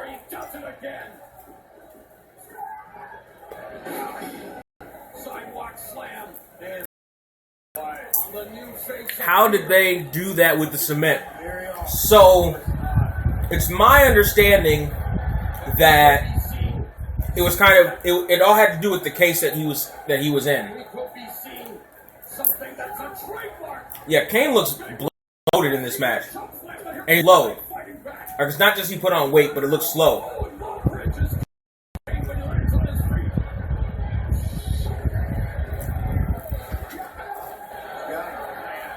For the time being, then he came back in 2010, stayed for a bit and left again. I forgot that he came back in 2010.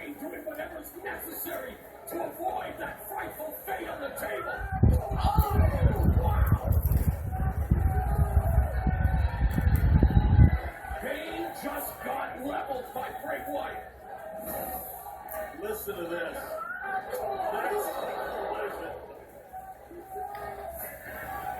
All right.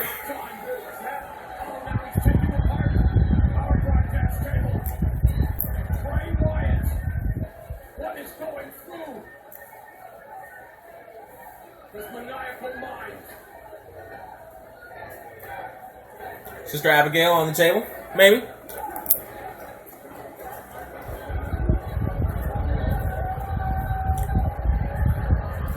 I still can't believe that cement thing was in the main event. Well, probably because they wanted to close the show out with it so they can get people out of there. Like that's why for a stunt like that, that's why Buried Alive is usually the main event. And you know, the Masked Monster, in my opinion, they came back and turned on Taker again. Go!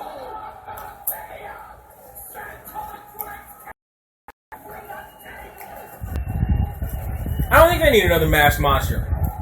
I think they need to just go ahead and invest fully in Bray Wyatt and the Wyatt family. Like, don't have him job out to everybody. Like, I know in my heart of hearts, he's going to job out to Kane here.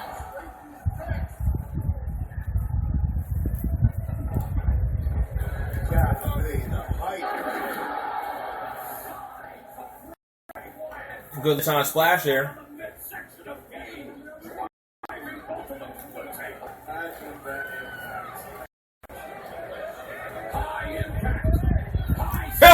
The announcer's on the other side of the barricade. And the other one, oh no, that's a different table. But the announcer's on the other side of the barricade. Didn't want to be anywhere near all that shit.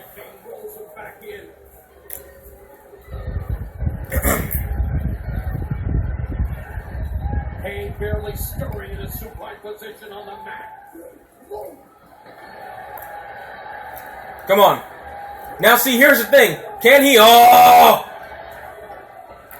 I don't think he can. Oh, that's still creepy.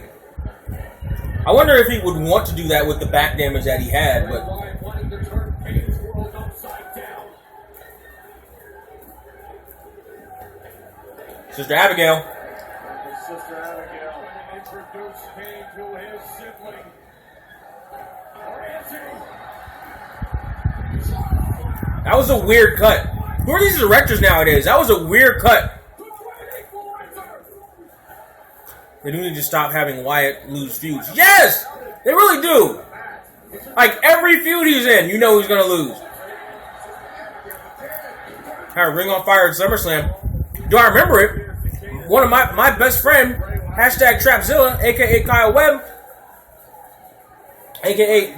The Next Big Thing Zero on YouTube, was one of the firemen. That's right. I'm involved in wrestling. He was the super tall white dude. Yeah. The spider tattoo on his back, but you couldn't see it in the fire outfit. But he's a wrestler too. He was a wrestler. He's one of the firemen that went out there. That creeps me out. Oh, the spine bender thing that Bray Wyatt does. It's supposed to. Get ready, Bray. Let's see.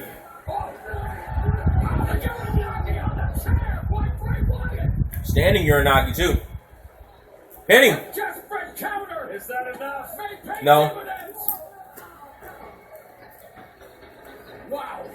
What a grueling contest here at Backlash.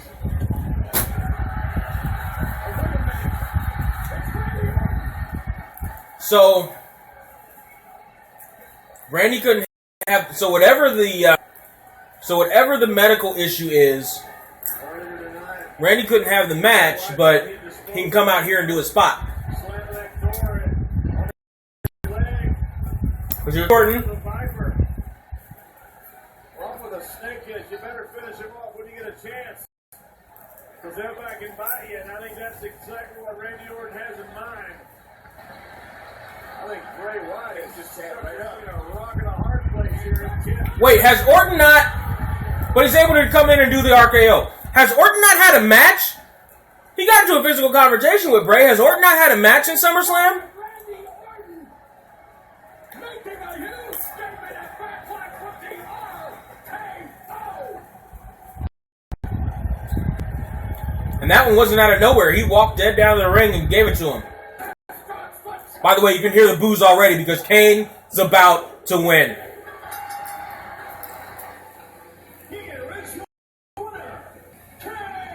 Randy Orton walked down to the ring, gave Bray Wyatt an RKO and left. And gave Kane the win. Boo!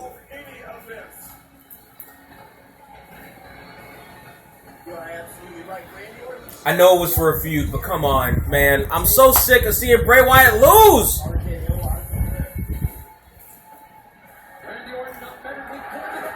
I mean, how dangerous is he really then?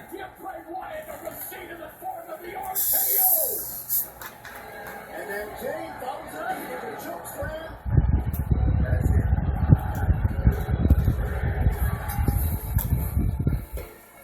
Boo!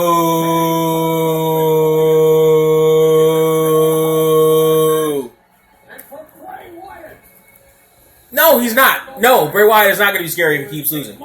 He's not dangerous then. He's not a danger. Not all the time. He doesn't I'm not looking for him to win all the time, but don't have him lose all the damn time either. Boys, I know where you're at in your career. What the hell are they? You're doing, hitting up every indie scene, trying to get experience. You know, get the crap beat out of you on a weekly basis because you guys don't know how to defend yourself. It's all about experience. I get that. You know what? You guys are probably sleeping in your car. You can't afford hotel rooms. I can look into your eyes. Because you guys know my story. I can smell it on your breath. And you guys... Yes. Just... don't let it bother So AJ's talking to some indie guys, it looks like. You could say you met him. You could could say Because WWE actually does. WWE usually does have some indie guys, some local guys for shows that come out and do backstage stuff and/or dark matches if they get a chance. world champion. So yeah, a couple of indie guys. God, I hope something exciting is going to happen. And a promo for the network. Make sure. Are you out of your mind? That's one thing. Okay, now I'm absolutely. While you're corrupting my son, the Nature Boy's greatest airport story. Who can say no to that? We're breaking down everything, SmackDown. Okay. Try to push my buttons. Me? No one talks more smack than a universal title. Galaxy title.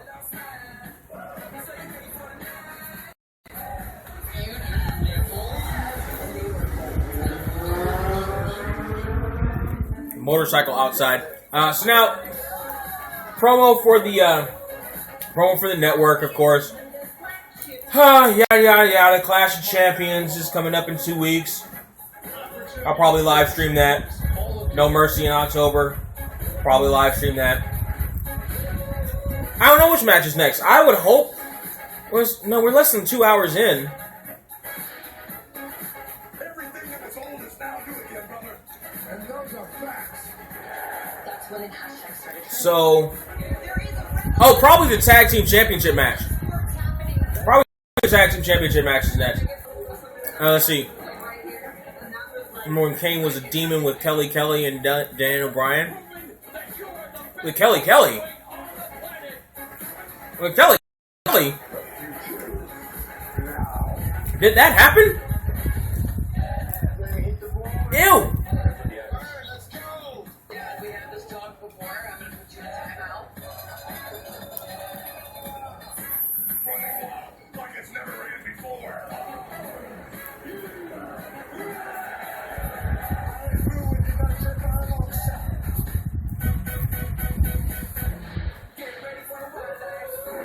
And of course, Holy Foley, the only reason to watch that is to watch Noel.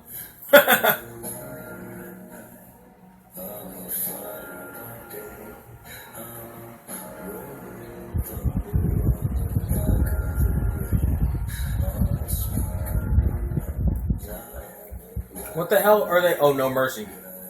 I'm like, what the hell are they promoting here?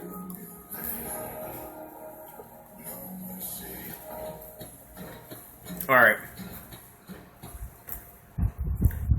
He kidnapped her, didn't he? Wow. Maybe. I don't remember any of that. That's how bad that was. I don't remember any of that. Guys, the Usos haven't been showing the rest of the SmackDown Live Tag Team division. Yeah, so it looks like it's going to be the tag team title match next.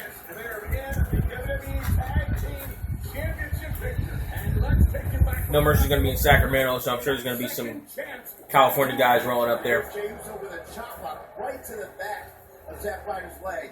Now look at this. Jump kick right to the injured knee. Exactly what they did to Chad Gable of the American Alpha Tag Team on SmackDown Live. Look at this submission. Nowhere to go for Zack Ryder. At the top. And the Usos are going to face... A little skip on my end. It's a win-win whoever wins this match. Yes, but I want Heath Slater to win. I'm not gonna lie. I want Heath Slater to win. Easy there, Jay.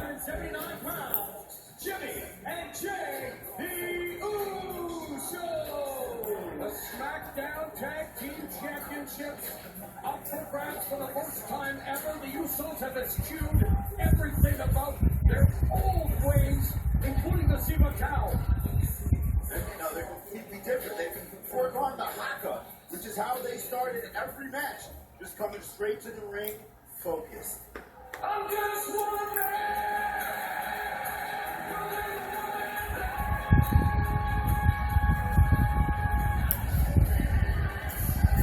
It is, but at the same time, it gives him something to do. You're right, it is BS, but it gives him something to do.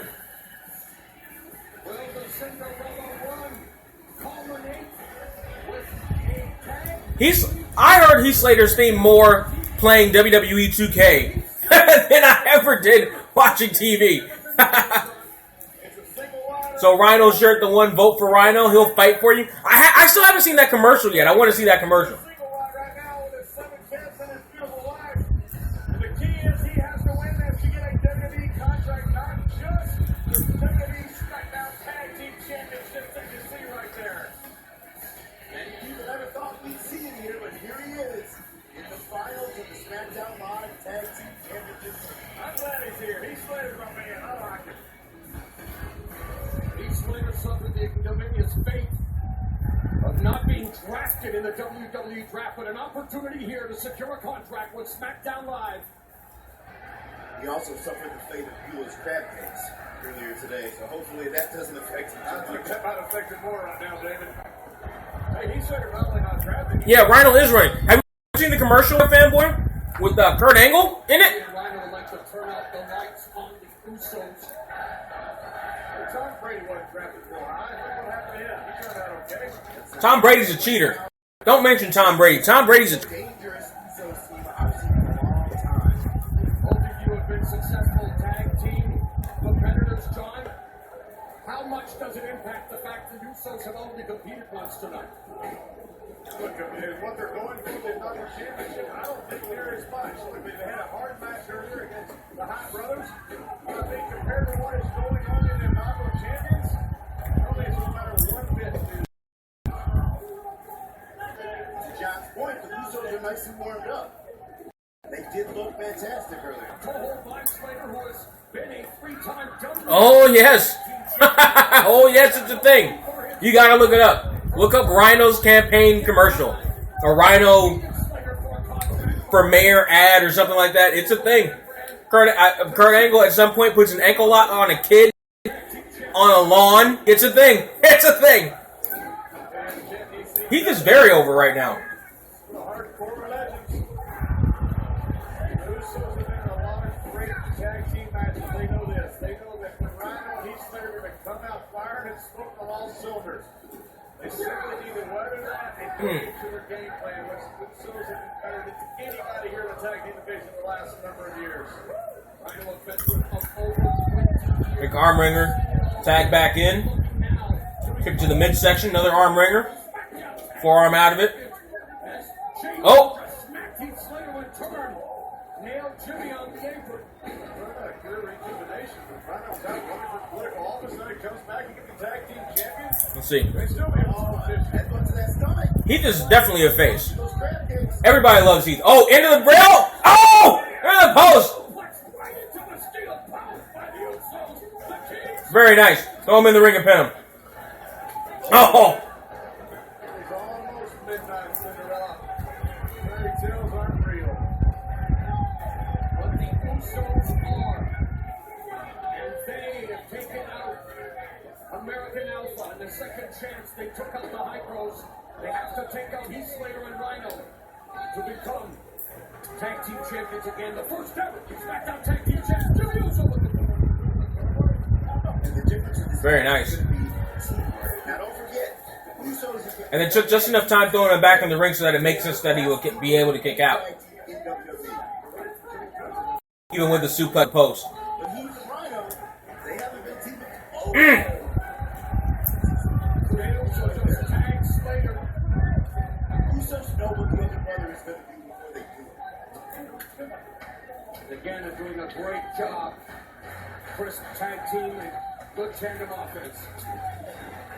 That's something that's just built up. Let's see. What are you guys talking about? I still can't believe Undertaker and Kane aren't.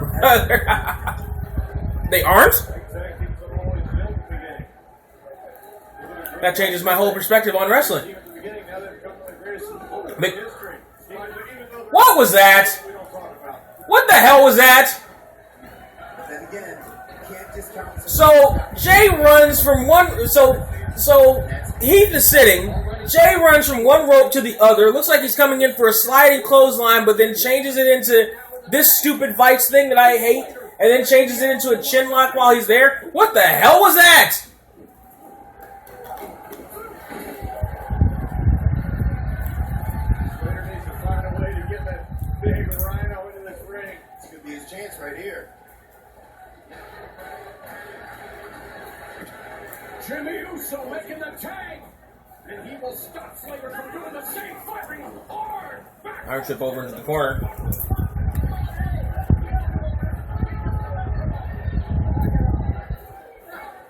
Reverend told me I was shook. Uso. This is the new attitude, David. Just taunt. So, You gotta believe the Usos know how important this match is to you. oh! All four of these individuals that can beat mistakes. Not hire for anyone more than Heath Slater. His career, his job, his livelihood on the line. Decapitation device coming up? Nah. Man, that's not impressive. Should have made that a knee or something. Leg drop or something. Slater close, but Jey Uso ensuring that the tag will not be made. And again, they continue to work on the back of Heath Slater. Rhino really hasn't gotten in this match at all yet. And the Usos, they're excellent at dictating the pace and just staying in complete control. Look how confident they look. I think that confidence is from a great reason. Running a back suplex by Jey Uso, dropping Heath Slater on that back, and now trying to pin his shoulders for a count of 3.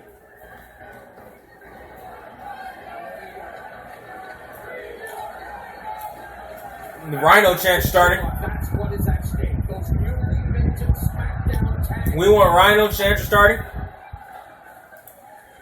Only one of these teams can make history. So,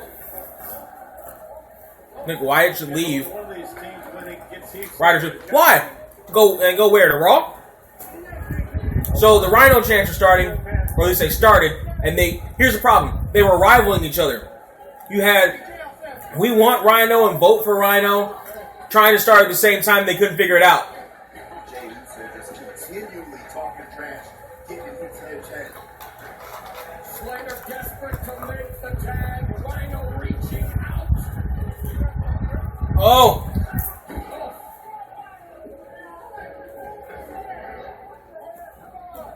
And a handful of hair sends Slater crashing back to the camp. Does he have? Yeah, he's got a handful of hair. He's like just has a handful of hair. Like that's about all he's got. beating up Heath Slater. They felt that they were underappreciated. Slater's in the wrong part of And town. the respect they deserved as two-time WWE Tag Team Champions. And now they continue their assault on Heath Slater. Yeah, Wyatt. I feel like there's a reason. Like Wyatt stays for a reason. Like I think Wyatt probably likes it there, even though his character keeps getting used and abused in ways that it doesn't deserve. But I think he likes it.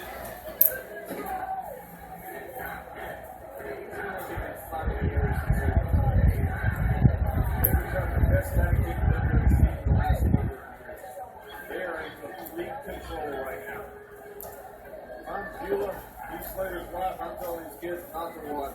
Daddy's getting beat up. Irish whip. Slater. Ducks underneath again. Oh, double. Oh, And a collection in the center of the ring as their body. double cross body. Big impact. And the window of opportunity is cracked open. Tag made. Here we go. Rhino coming in to clean up. Feature the big man. Things just picked. That is a bust. Running over Uso.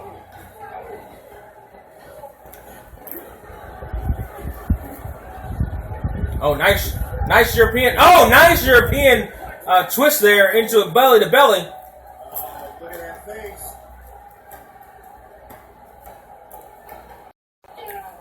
Yeah, Slater is getting Zach down. That really sounds bad. That really sounds bad.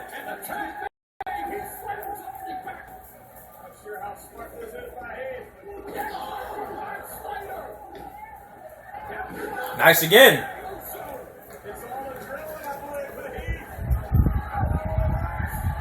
Where'd Rhino go? There it is. There's Heath Slater's finish.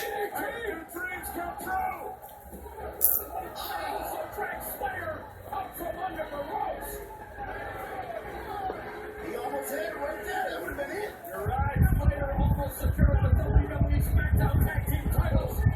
And a job. Nice shot there. Oh!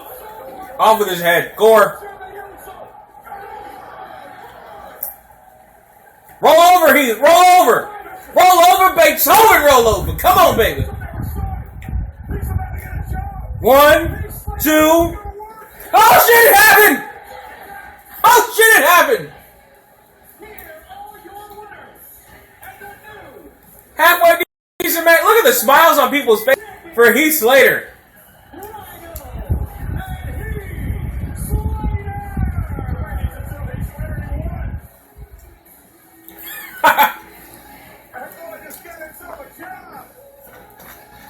Hey Rhino. Hey Rhino. You want to give him a belt? There you go.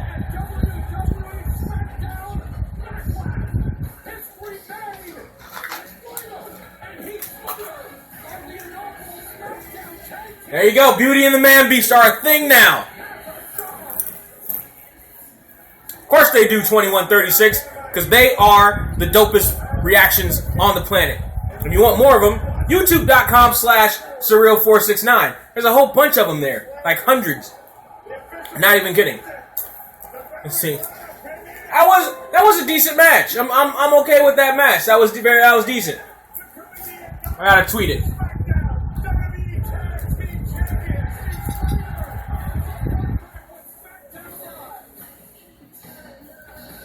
Congratulations, Heath Slater. You've got yourself a contract, and both of you are the first ever SmackDown Tag Team Champions.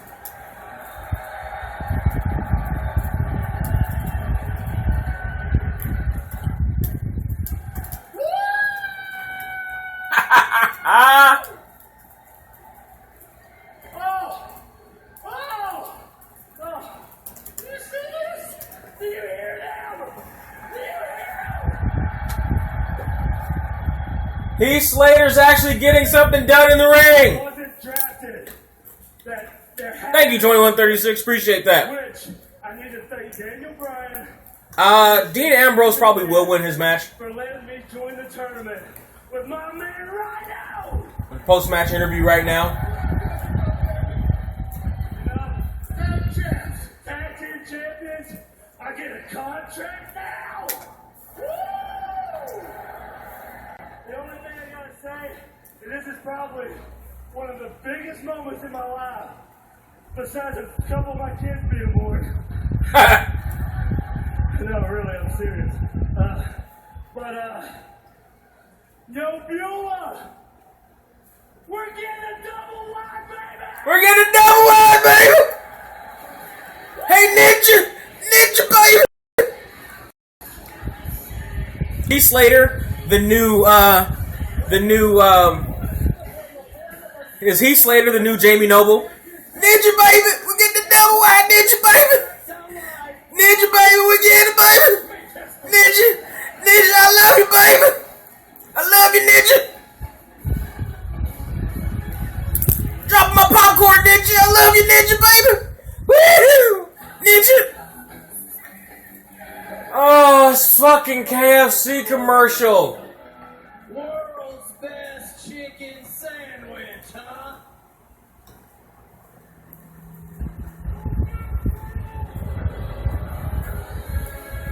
So dumb. So dumb. And then they wanted me to expect, then they wanted me to think that these guys hate each other like the way they are portraying on TV.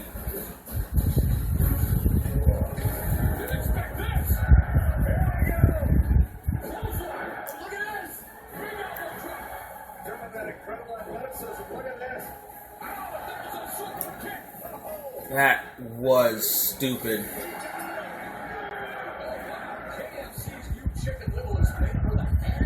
I hate that commercial. I hate that commercial. AJ Styles does not run this place. Oh, you don't think so? What am I doing? I'm doing my Jamie Noble impression. When I did the Ninja Baby! Jamie Noble impression! Look up Jamie, look up, not J&J Security, but original Jamie Noble. When he came in like 02 or 03. Ninja Baby! Him and Nydia from Tough Enough. Ninja Baby, we're getting ourselves a double wide Ninja Baby! Jamie Noble was dope. So was Nydia back in the day. They were really dope. Drop my popcorn, baby! Ninja! I know, but if you're going to do that with two workers, don't then put them in a. I know why they put them in a program together to satisfy that stupid endorsement, but don't do it. Don't do it. It's just bad. They were awesome, Raven. They absolutely were. Looks like we got ourselves a title match coming up next.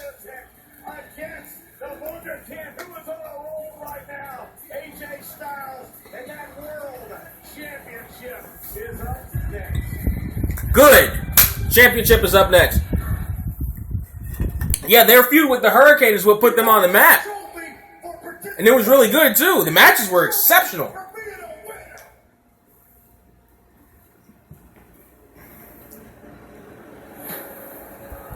For those of you that were here, like Mario Fanboy, for my SummerSlam live stream, that AJ Styles John Cena match was something to behold.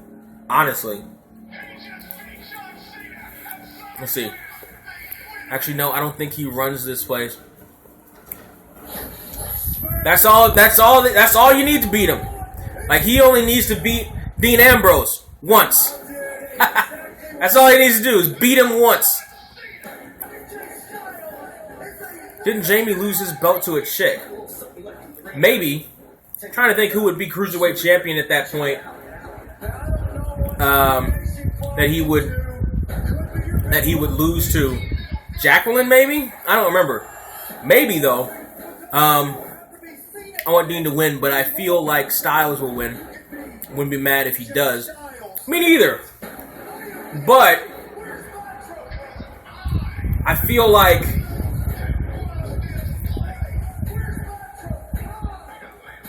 they're gonna have him chase Dean Ambrose for a while versus have him actually beat him.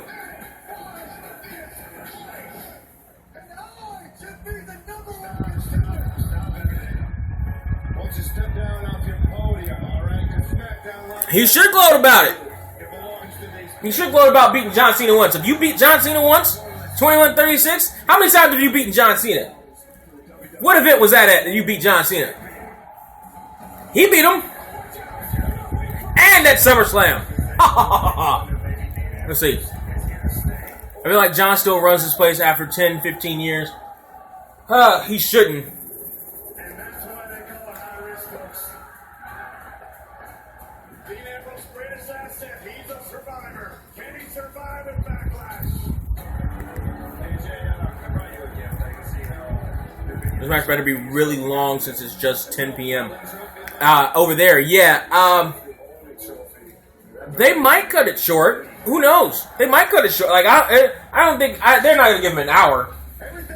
They're not gonna give him an hour. I think they're just gonna cut it short. Which is weird because it's not like Bray Wyatt didn't have his match. It's not like they need to pad for anything. That trophy over your shoulder will be the one I'm taking from you this Sunday. Trophy, son, you better pick that up. None. Exactly. 21-36. I think somewhere down the line they should do a double turn.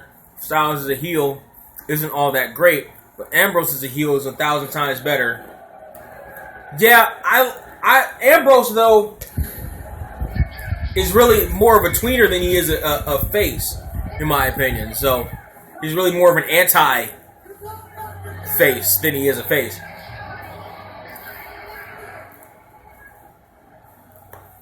Since she wants marriage and kids and he doesn't.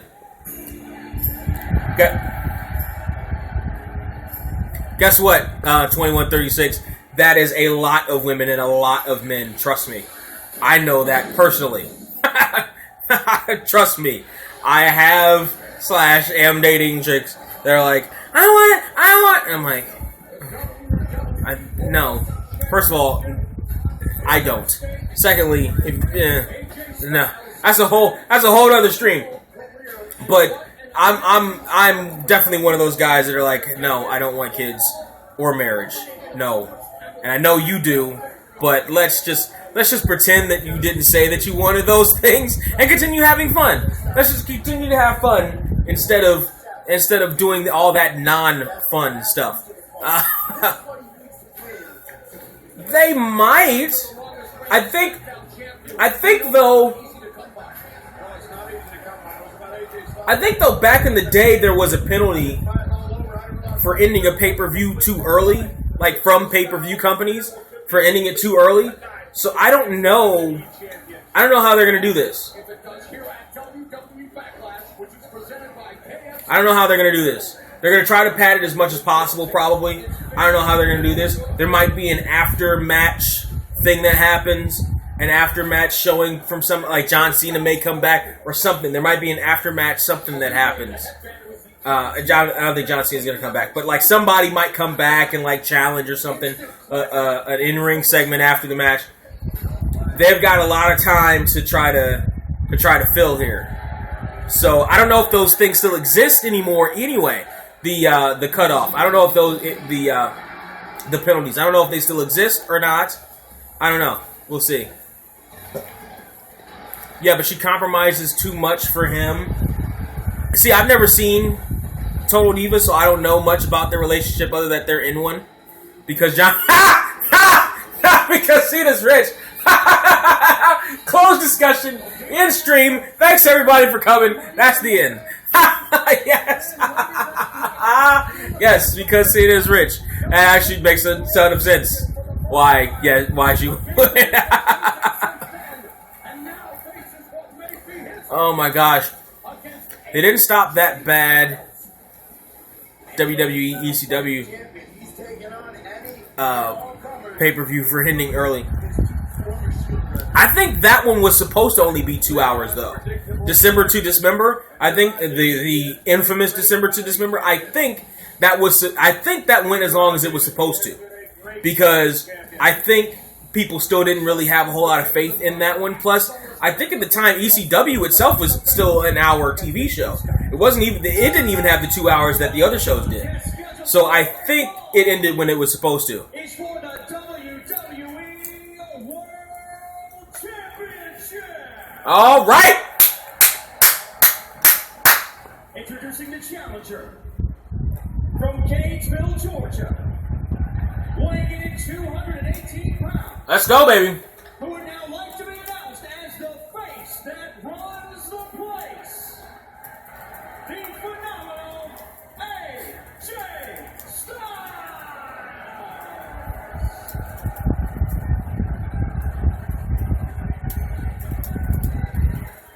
And his opponent from Cincinnati, Ohio.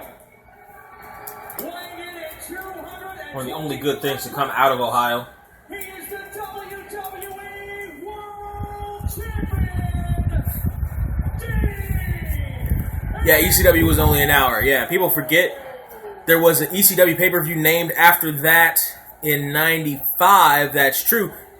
By the way, interesting little note here, ECW's first pay-per-view, since we're talking about December, the infamous WWE December to Dismember going short or seeming short, and I rented that DVD. That pay-per-view was terrible. Was top to bottom terrible.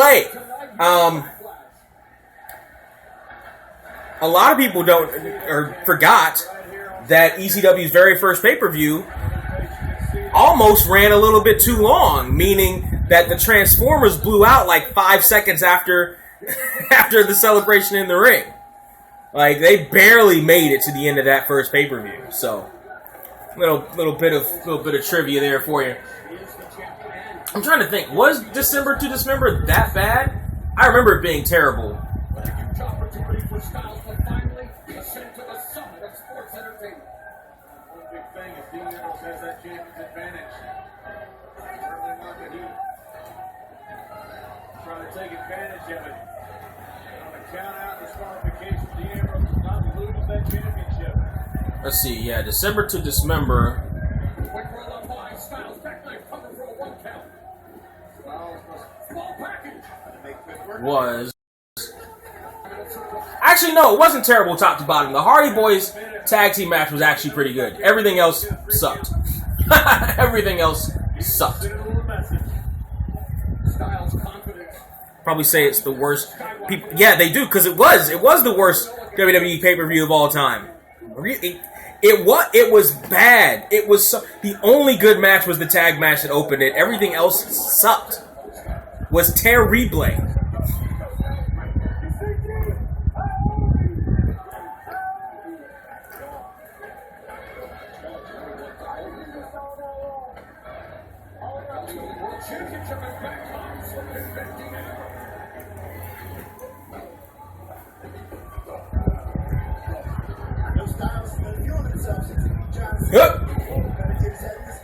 Do a little bit of indie wrestling here with these two flippy floppy indie fucks. Ah, I love it.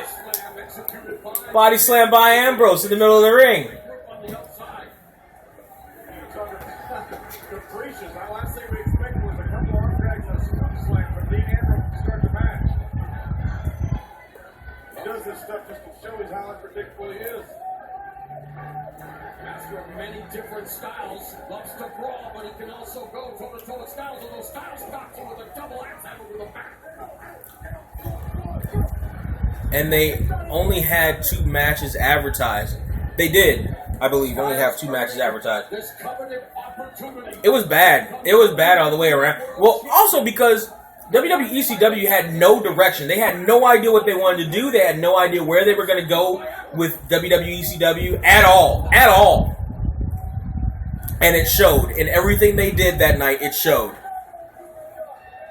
That escalated quickly. Let's see here. Styles is sticking to his game plan. Look at this. Roll through it. Wow, what a form. Yeah, please. First knife edge chop by Styles on Ambrose. Ambrose making the 5th defense of his title. Big knee right to the midsection here.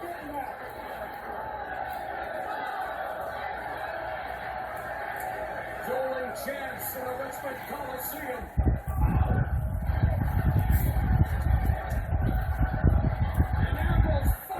I see who 2136 is in favor of. Oh, high back body drop on AJ. Styles was higher than a Georgia prize rate, and Styles on the receiving end of the champion's round. And Dean Ambrose is about to dive out here. Is there Ambrose? Oh, no, he's not. Oh, that's all right. That's an interesting little counter. Great counter by AJ. Stopped him into dropping him on that second rope, throat first. Ambrose's greatest strength is he's unpredictable. He never does the same thing twice. Always thought his game plan was he just does stuff.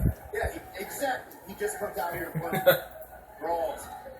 But it's a fact. Neckbreaker by Styles continues to work that part of Ambrose's anatomy.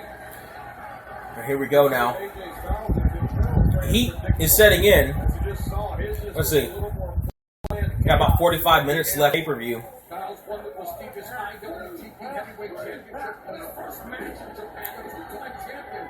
But yet, he wants to add the big one, the WWE World Championship, to his collection. One of the people that win in their first match in Japan IWGP Championship, Brock Lesnar. Styles joining Big Ben and Scott Lewis, the only two-time champions, but Ambrose having problems breathing here, David. Yeah, no, Styles has stayed all over Ambrose's neck. Laser focused on that. Even there. taking it back. Vice script now by AJ on Dean Ambrose. I think he would be in favor of AJ since Ambrose is with well, see, the problem there is if Dean loses, he's going to be in her arms. He's going to be comforted by Renee Young tonight. So that's the problem with that. Not blocking that test of strength. One by Dean Ambrose using his head in a vicious manner. Big leapfrog, perfect leapfrog. Drop down, big drop kick. That's a beautiful drill that you learned your first couple of months in wrestling. Ambrose getting his tracks. I might add one thing that Cover here by Styles. maybe what makes it so successful is the athleticism of AJ Styles. Yeah, that was impressive. I mean, look at this. Beautiful drill, drop down there. Drop kick right in the mush. Drop kick finish off. Textbook drop kick. And yet, Oh, thanks, 2136. I appreciate that. You just have to be able to look at the key that AJ has is he's been so many big matches. He's been in so many big fights. Very little is not surprising. So they're booking Ambrose here in the role of face, at least in this match, because AJ's wrestling heel. this year's Royal Rumble, battling the likes of Chris Jericho, Roman Reigns, and now wanting to usurp Dean Ambrose as WWE World Champion. Lateral press, hooks the leg, Styles goes for the pin. Ambrose having issues with his nose now. Right? Dean Ambrose is going to make it incredibly difficult to breathe. Not to mention Styles. Yes, it is. I'm Surreal469 on everything. YouTube, Daily Motion, VidMe, here, Twitter, Facebook, all that stuff. Big knee from AJ right into Dean Ambrose's mush. Since 2136 can't see what's actually going on here. It's just heat.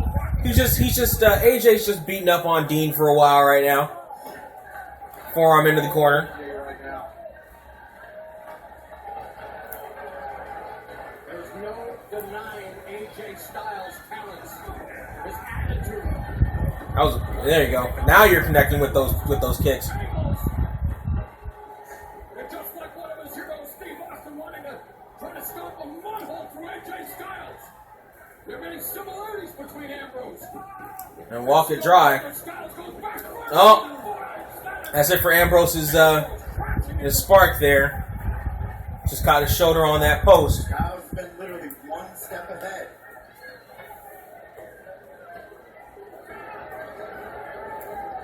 The WWE World title at stake. Here comes Ambrose Styles right out of the way. AJ taking his time now with Ambrose. Here's the thing about AJ as a heel. I want to cheer AJ so much that I can't. It's hard for me to get behind him as a heel. It's hard for me to believe him as a heel. It's hard for me to get behind him as a heel. Because I just instinctively want to cheer this guy. Because I've been on board with AJ since the very beginning of TNA back in like 2002 when I saw him on those pay-per-views. It's hard for me to not be on board with him. Whoop. This time it was Dean Ambrose that wasn't home. He'll try to capitalize. Ambrose now with AJ. Oh, going up to the top. Super back suplex? No. Elbows breaking him. It's being defended by AJ Styles. And it gets pushed further out there. Oh, yeah. Oh man. Super stacked back suplex coming up. Oh, AJ's blocking it. No, he's not. Oh!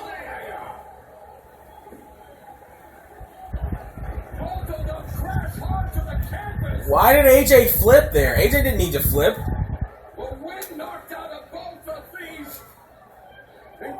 AJ didn't need to flip on that. That just looked awkward. This is what set the whole thing up. Ambrose moves, takes advantage. So they go up top. Looks like a top superplex. But he tosses him over his. But also give me a reason of him losing that championship. An avalanche belly to back superplex that turned Styles Yep. inside out now. Ambrose off the ropes. Here comes Ambrose now, firing off at will, which is why they should double turn. Why should they? Why do you think they'll double turn, Raven? Oh, because you want to cheer AJ? Yeah, I can see that. Nice power there by Ambrose. Turn that flying crossbody into a backbreaker? No. And the strength of the champion on display as well, catching Styles. Got that quick coverage. Into a slingshot backbreaker. Makes AJ Styles use energy to kick out of that pinning predicament. More attrition here for the WWE World Championship. Let's see. SmackDown Live. Oh, AJ rolls to the outside. Is Ambrose going to try to fly from there? Yes, he is. Yes, he is. From the top, elbow down. Dropping the elbow and flattening AJ Styles on the outside. But flattening himself out, too, in the process. I don't think we expected anything different from Dean Ambrose. Many thought it was AJ Styles with the wind at his back as he's put together an incredible resume here at WWE Champion.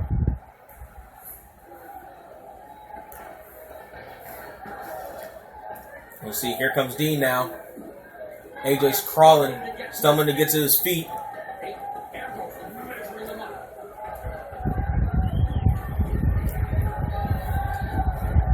Ooh.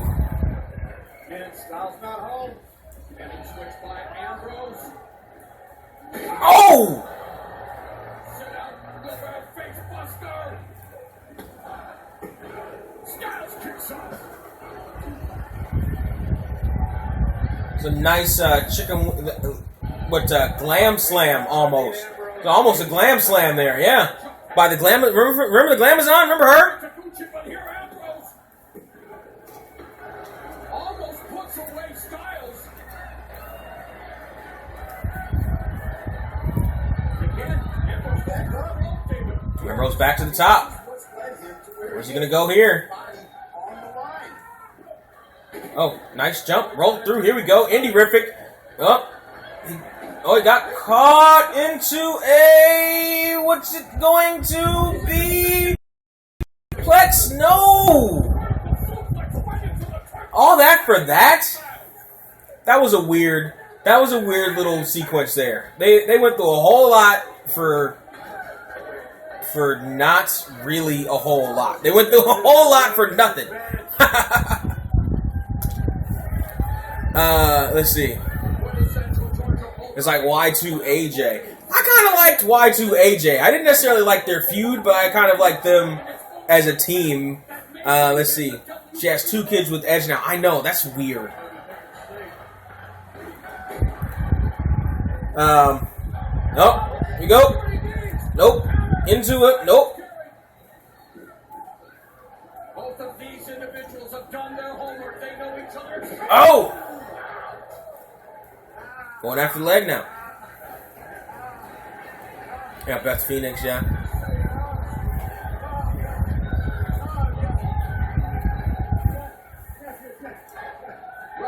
Beth Phoenix was one of the bright spots in the women's division for a while.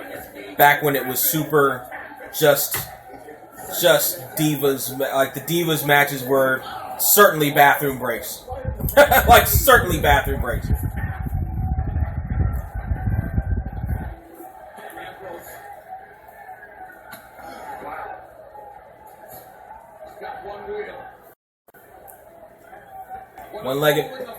One-legged man in a butt kicking contest isn't going to be very effective here. AJ Styles going after that leg. AJ Styles was able to switch game plans. He came out like David was saying. You know what? A break for Natty might not be a bad thing. Like, maybe refresh her and have her come back might not be a bad thing. I don't necessarily think she needs to leave. Maybe she does. Like, maybe going to someplace like someplace that super respects women's wrestling. Will give her more of a chance to excel at what she does. Or maybe not. Who knows? Let's see. I remember when Beth was in the Royal Rumble match. Yeah, that was interesting. I think they did that really just kind of wipe Chyna from the record books and trying to make you forget that Chyna was the first woman in there. Like, oh, Beth Phoenix is in it now. Her shit with Santino was just weird, though. Like, I couldn't get on board with the Santino shit. I really never got on board with any Santino shit.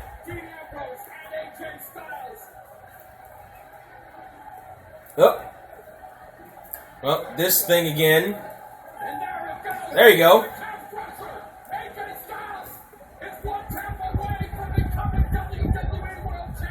In the middle of the ring. In the middle of the ring. Calf crusher in the middle of the ring.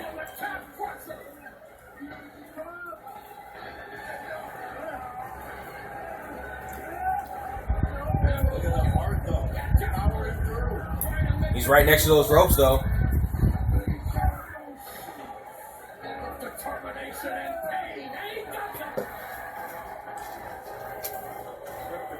Wow, people are booing. People are booing AJ Styles not being the champ right now. And then Awesome Kong was in the Royal Rumble match. She was. I think like Awesome Kong was one of the biggest missed opportunities in professional wrestling history. Just because of how that whole thing turned out. I feel like Awesome Kong going there and staying, had she stayed, probably really would have changed the game a lot sooner than it did change. But it's a shame that it all went down the way it went down. Dean Ambrose just beating AJ Styles' head into the mat to break the hold. Shane McMahon and The Undertaker's match was still the best. At WrestleMania? No, it wasn't. At this past Mania? No, it wasn't. No. I'll dispute you to the ends of the earth on that one. No, it wasn't.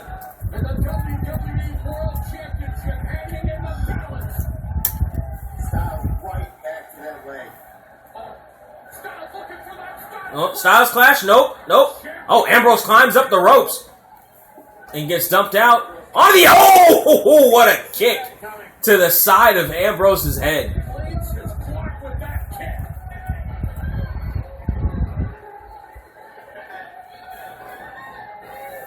An amazing display of heart and guts by both AJ Styles and Dean Ambrose. Oh, he's gonna try to Styles Clash him off the apron?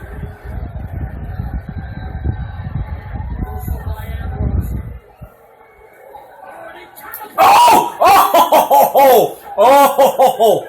Catapult on the apron into the ring post by Dean Ambrose to AJ Styles. Oh my gosh. Yeah, it is too bad Awesome Kong left because of in real life stuff. Oh my gosh. That was incredible. Oh, that was sick. That was sick. That was nice. That was a nice little spot.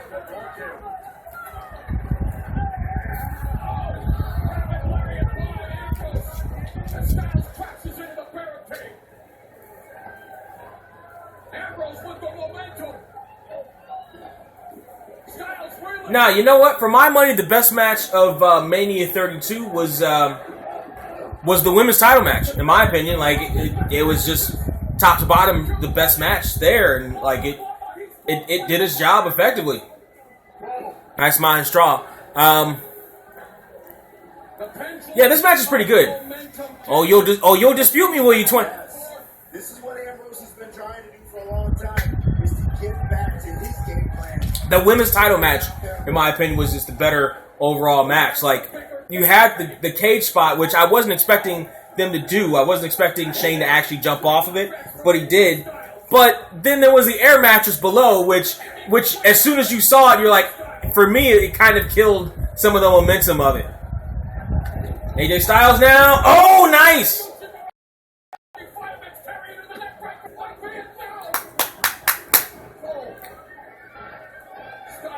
Now the match is turning up. Half an hour left in the pay-per-view. Now the match is turning up. AJ Styles somehow able to shake off the catapult into the post. Looking for the Styles Clash again. And look at Ambrose fight off another attempt at the Styles Clash. See, is Ambrose still selling that leg? Ambrose almost on one leg. Burning Hammer? Burning Hammer! Oh! Into a Blue Thunder Bomb! This is very good gimmick here. Let's see. No, Ric Flair cheated. No, it wasn't. That match was really very good. I wasn't expecting that match to be as good as it was. The women's match from 32, but it really was. Charlotte really showed me something in that match. Honestly. Yeah, Sasha was there too. Charlotte really showed me something in that match. Yes, it felt so long because it was so long. Mario fanboy, like they keep doing these 4-hour things. It kills it. It doesn't need to be that long. Oh, springboard 450. Dean Ambrose, thanks for no. He kicked out. I did when he went up there. You could see there was something different about that table that he was going to jump onto. It was totally different, and then I almost feel like it like raised up as it was filling with air or something. Like it was totally different.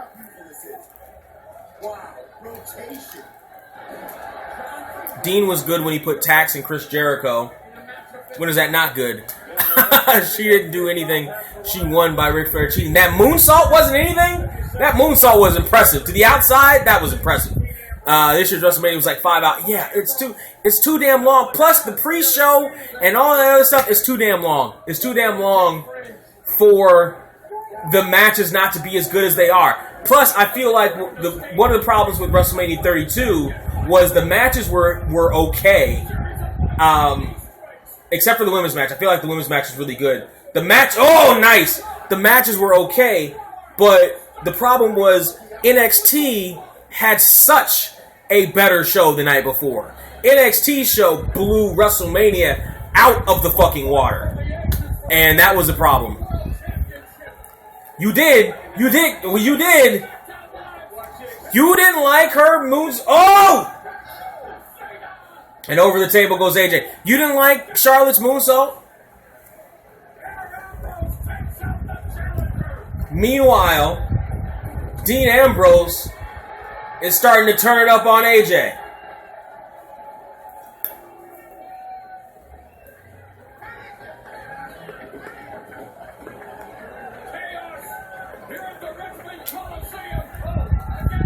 Oh!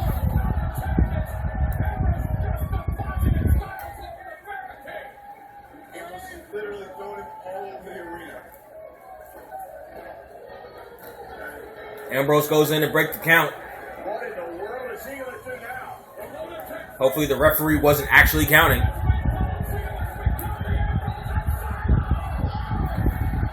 Nice. I mean, I like that he kept his balance. That double axe onto AJ into the crowd wasn't all that impressive, but I like that he kept his balance. And yeah, you got to remember your leg, Dean. You got to remember that you worked on your leg forever today.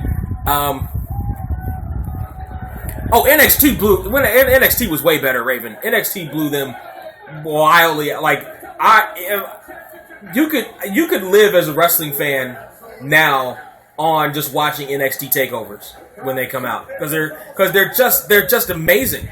Like you don't even necessarily have to watch NXT. You should just watch the takeovers though. Nice Pele kick into the rope thing into the inside out clothesline. I don't like that she's a user and a cheater, just like her father. Woo! That ain't your boy, Ric Flair. Huh? The Horseman? Huh? The Lord Limousines, the women? Huh? Woo! Oh, and there goes the ref. So somebody's coming out, because there goes the ref.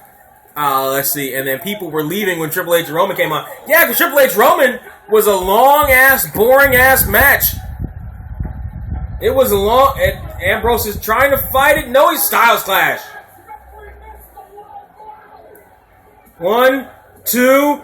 Oh my God! Oh my God!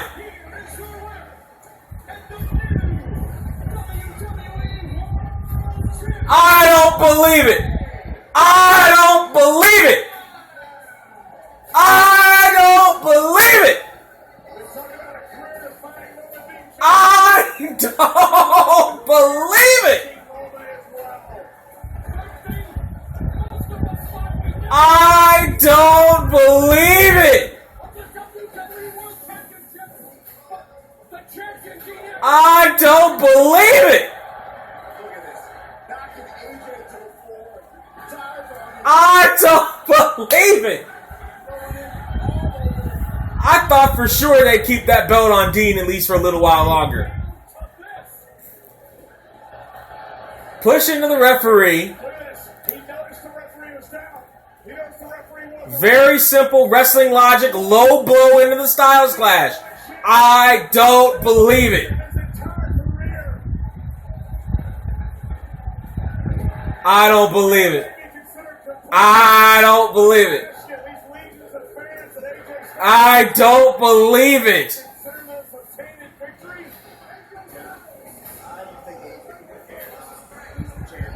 I don't believe it.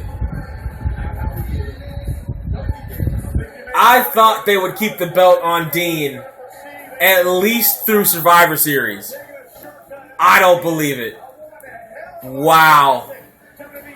Yes, I guess so. 21-30. Oh. I don't believe it. I don't believe it. Wow.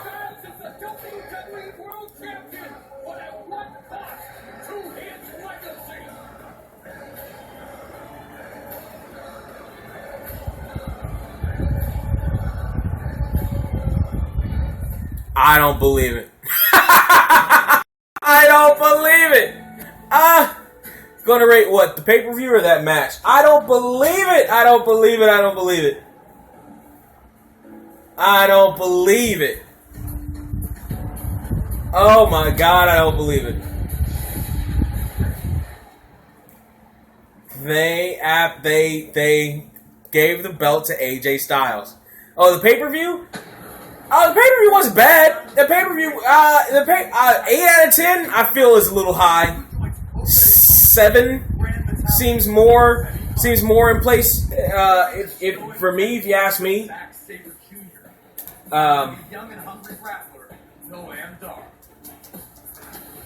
Apparently.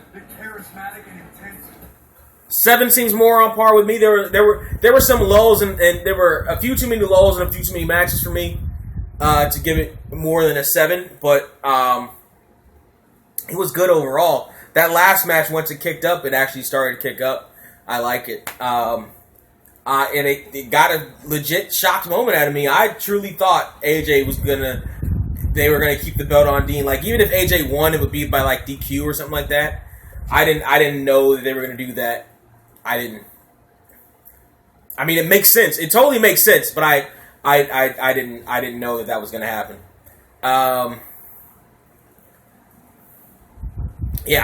didn't know that was going to happen there. 21-36. Let's see. Well, this was a pretty good pay-per-view all around. The only bad thing about this pay-per-view was the Bray match. Yeah, I didn't like I was looking forward to seeing the Randy match. If it's legit injury, you can't. There's only so much you can do. What are you going to do? You're going to throw the guy out there and he's not cleared to wrestle? Like, he physically can't do it? Like, that's not fair to him or to anybody involved. And it's not legal. Like, you can't do that. The disappointment was definitely Orton and Bray. But what are you going to do? What else could you do but what they did? That main event, I feel like, was a good main event. It lived up to it. It built up to it. They were out there wrestling. They're absolutely out there wrestling. If he's injured, but he can RKO. I know that one's. I mean, that's a little like. So then what was the legit? So what was the legit reason? So what was the actual injury that Orton suffered, or medical reason that he couldn't wrestle, but he could still go out there and do a spot? You know what I mean? Like, that's what I was wondering when he came out. Like, what could the actual thing be? Other than that, there were no bad matches. No, there were no bad matches. There were matches that probably could have.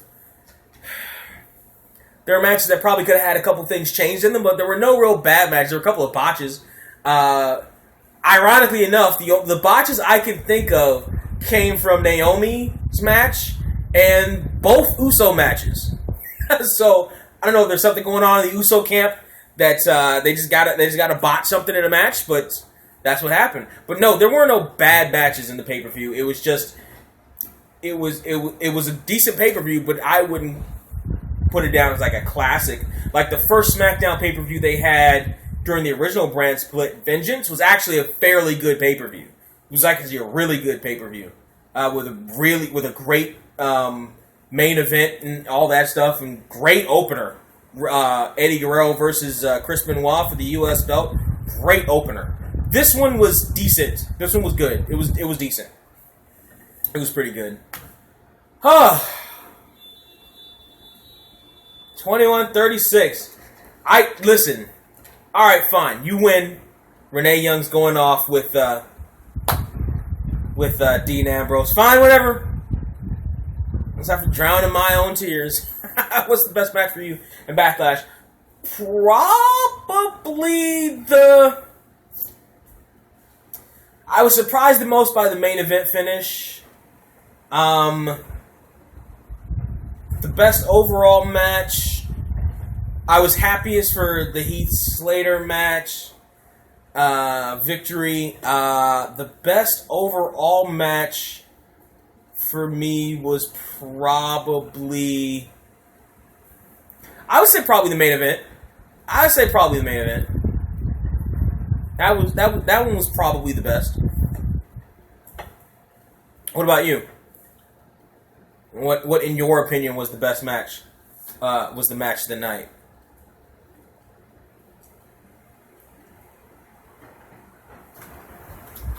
Let's look up this thing, yeah. Ha ha ha ha ha ha. You told me you'd win. Ha ha. Yes. Either the main event or the women's match for me. The women's match was, the main event was good. In my opinion, it was probably the main event. 21-36. Either the main event or the women's match for me. I could see that. IC match. The IC match was fine. In my opinion, the IC match was fine. It wasn't great. It was fine.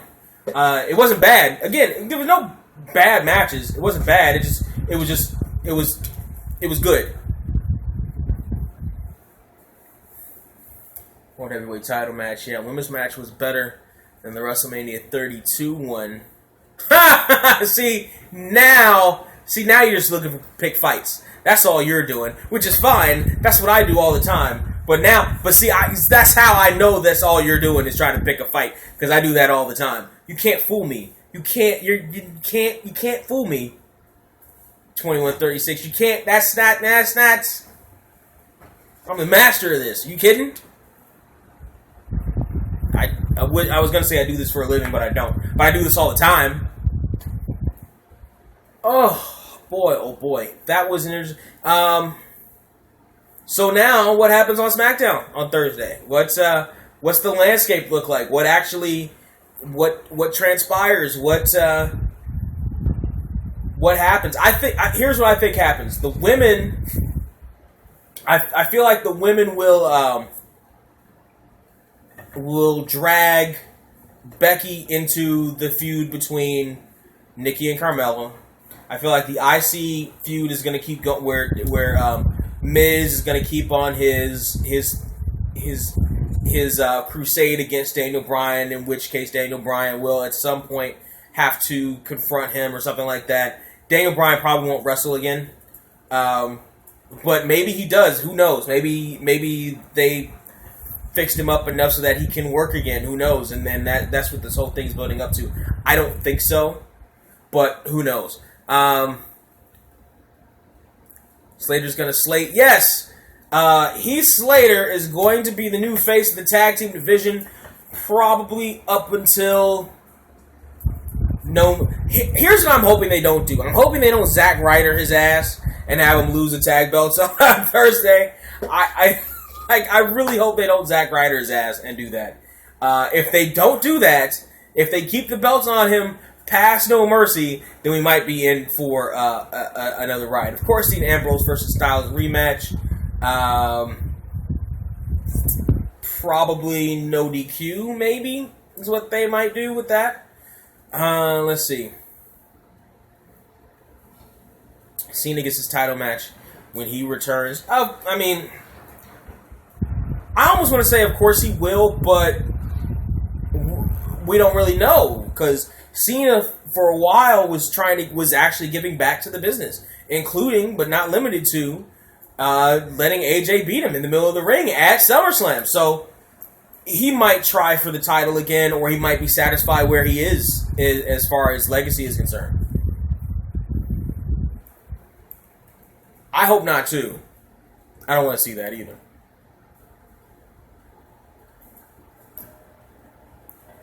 Because of Rhino's thing in Michigan. Yeah, maybe, probably, possibly. I have a feeling if Rhino's thing actually does kick up, and if Rhino's thing actually does become a thing where he becomes, where he holds office in Michigan, he won't have time to wrestle, or certainly not on that same schedule that he would need to be tag team champion, to be on all the shows and all the house shows and stuff. He certainly wouldn't have time to do that and govern at the same time. Stop hating on Cena. No. No. Here's the thing. I'm glad that that something kicked off in Cena's head that he decided to give back to the business. I'm glad that something kicked off in his head and Cena decided to put his ego aside, or however long he decided to put his ego aside to actually give back to the business. Now, here's the thing. What'll probably, at some point, and it's one of those things that fans don't want to see, that a lot of fans don't want to see, that a lot of people don't want to see. A lot of people don't want to see Cena beat Ric Flair's record for championships, for world championships. A lot of people don't want to have that happen. Now, technically speaking, Ric Flair probably has somewhere around 20-something championships under his belt, 20-something world championships, because a lot of times they switched him off, or they did this dark match thing where like he would lose it but then come back and win it, but it wasn't officially recognized. So historians claim it's somewhere over 20 actual title reigns from Ric Flair. Now, but 16 are recognized. Most people don't want to see John Cena reach that milestone, and most people don't want to see John Cena beat that milestone. I, for one, am one of them. I don't want Cena to break that record. I don't. I don't. Despite the recent good work that he's done, despite him giving back, I don't want to see him beat that record. And I have a feeling that it's probably going to happen anyway in the next couple years before he retires, but I just hope it doesn't. Let's see. I know Cena is still working house shows. Is he? I thought he was injured. I thought Cena was injured. I thought Cena got surgery, like actual surgery, like that's why he left. Surgery or a movie, something like that. It was one of those things. Let's see, I do Cena's better.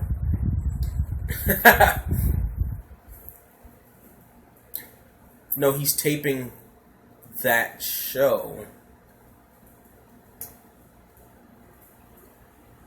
What show? Oh, the Divas show? Yeah, but they all four of them did that. Right? Like they do that on the road too, right? They take cameras with them. So something happened with Cena that is legit keeping him off TV. Is at SmackDown after it goes off the air. Why? Why? Keep him off the show. Keep him off the show entirely. Yeah, Total Bell. Let's see that American Grind show or whatever it is. I haven't heard of that one. I've heard of it though, unfortunately, but I haven't heard of that of American Grind. What's that one about? You know what? Kinda, sorta, yeah. Because here's what happened. I liked Cena when he was U.S. champ, when he was Dr. Thugonomics U.S. champ. Then he won the championship, and it was like, okay, I, like everybody else, thought Cena was probably going to be better than he was for the longest time. And Cena was not very good for the longest time. But he sold t-shirts to little kids, and that's all that mattered. He's advertised for dark matches. It's basically a competition show. Huh.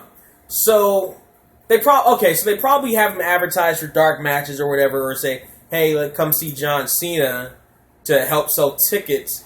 You know what? That's not unheard of. Because from what I understand, when Hulk Hogan lost the title belt to Yokozuna back in '93, he actually worked house shows and like a European tour with WWF at the time through August. Like, he actually kept working with them for like a couple more months, even though he lost the belt on TV and was never heard from again. He was heard from again, but it was like tag matches with Brutus up through the end of that summer.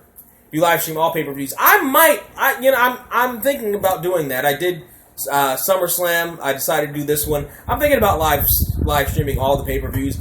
I need to get a webcam so I can capture all these onto my YouTube too. But as of right now, it's just live stream. As soon as I cut it off, it's gone from the ether.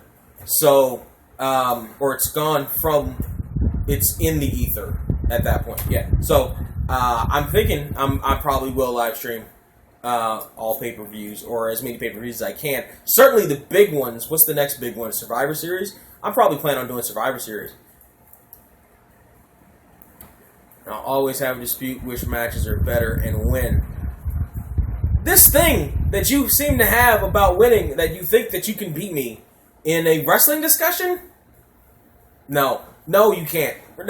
No. There are hardly any wrestlers who could beat me in a wrestling discussion. And you think, of all people, that you're going to come into my house and disrespect me by coming in my face and trying to beat me in a wrestling discussion? Get out. Get out of the town. You know who I am? Do you know who I am?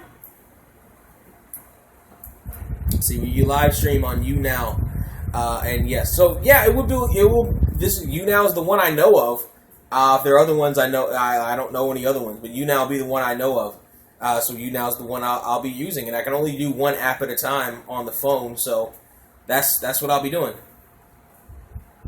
You could beat me at what? Tiddlywinks? Mario fanboy? You know, again, do you know who I am? I'm Surreal469, damn it. I run this joint. I'm the man. I am the master. And I am the ruler of the world.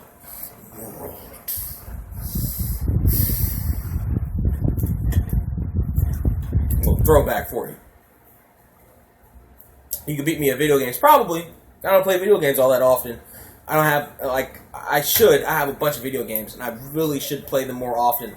And I told myself I was going to. Turns out, I need, like, a video capture card, I guess, on my PS3 to really capture them and try to make them a thing onto my channel. So I would need to do that before I could capture all that stuff. But I'm going, like, that's the plan. There are a couple other projects that I want to do first and get out of the way first, including Worst King of the Ring. So, probably going to do those. Let's see. See if we can do both. Well, maybe not video games. Yeah, maybe not. Maybe not. I've got no qualms about saying I'm not a great gamer at this point. A lot of gaming has passed me by. Like, I used to play video games all the time as a kid, and when I had a whole bunch of free time. But again, like, I was like a couple of systems behind some of them. Let's see. I could beat you at WWE video games. Depends on the WWE video game. And depends on the stipulation.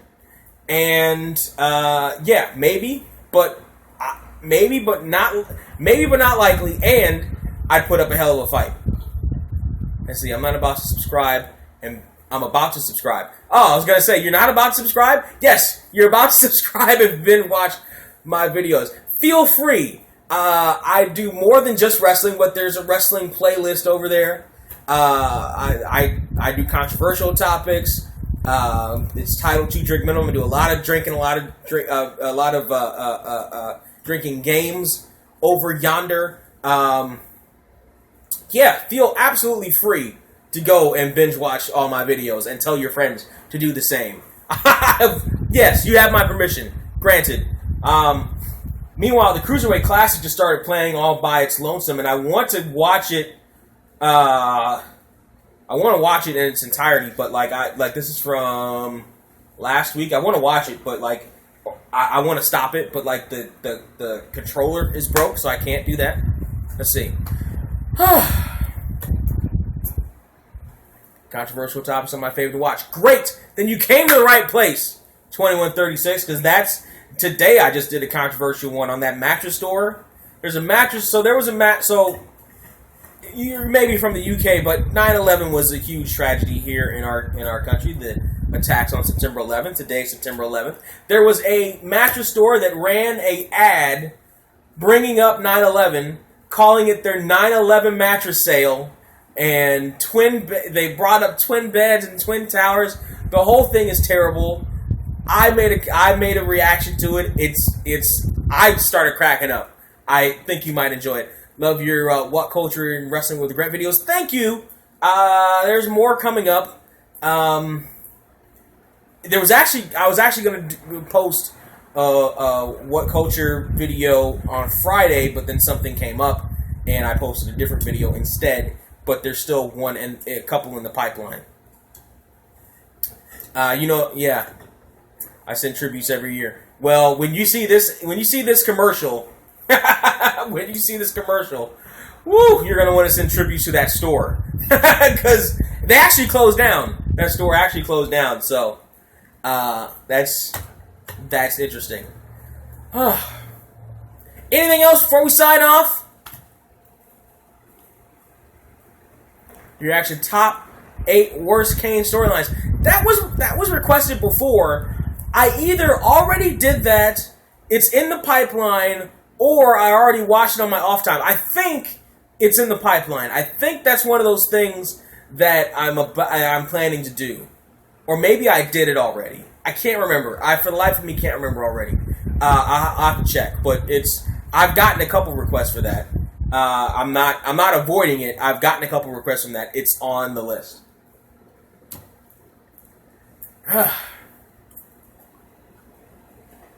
Zack Sabre. Alright. So the Cruiserweight Classic is going. I gotta go. Party people, I gotta do laundry. I gotta actually get ready. I got a job I gotta go to in the morning, so I gotta go get ready. Thank you for tuning in to 2 Drink Minimum's Backlash live stream, live in living color stream here. Hope to see you in a couple of weeks for am I gonna be for Clash of the Champions or whatever? Am I gonna be not Clash of the Champions, Night of Champions? I guess I can do I guess I can do Night of Champions. I guess I will. See you in a couple weeks for Night of Champions, everybody. Peace. Might be confusing it with top 8 worst Vince storylines. I did that one already. I know that. No, I know there's a Kane one. I absolutely know there's a Kane one. I don't remember if I did it, if it's on my list or not. But I know there's a Kane one, and I know I have it on my watch later list. So, it might be coming up sooner than you think.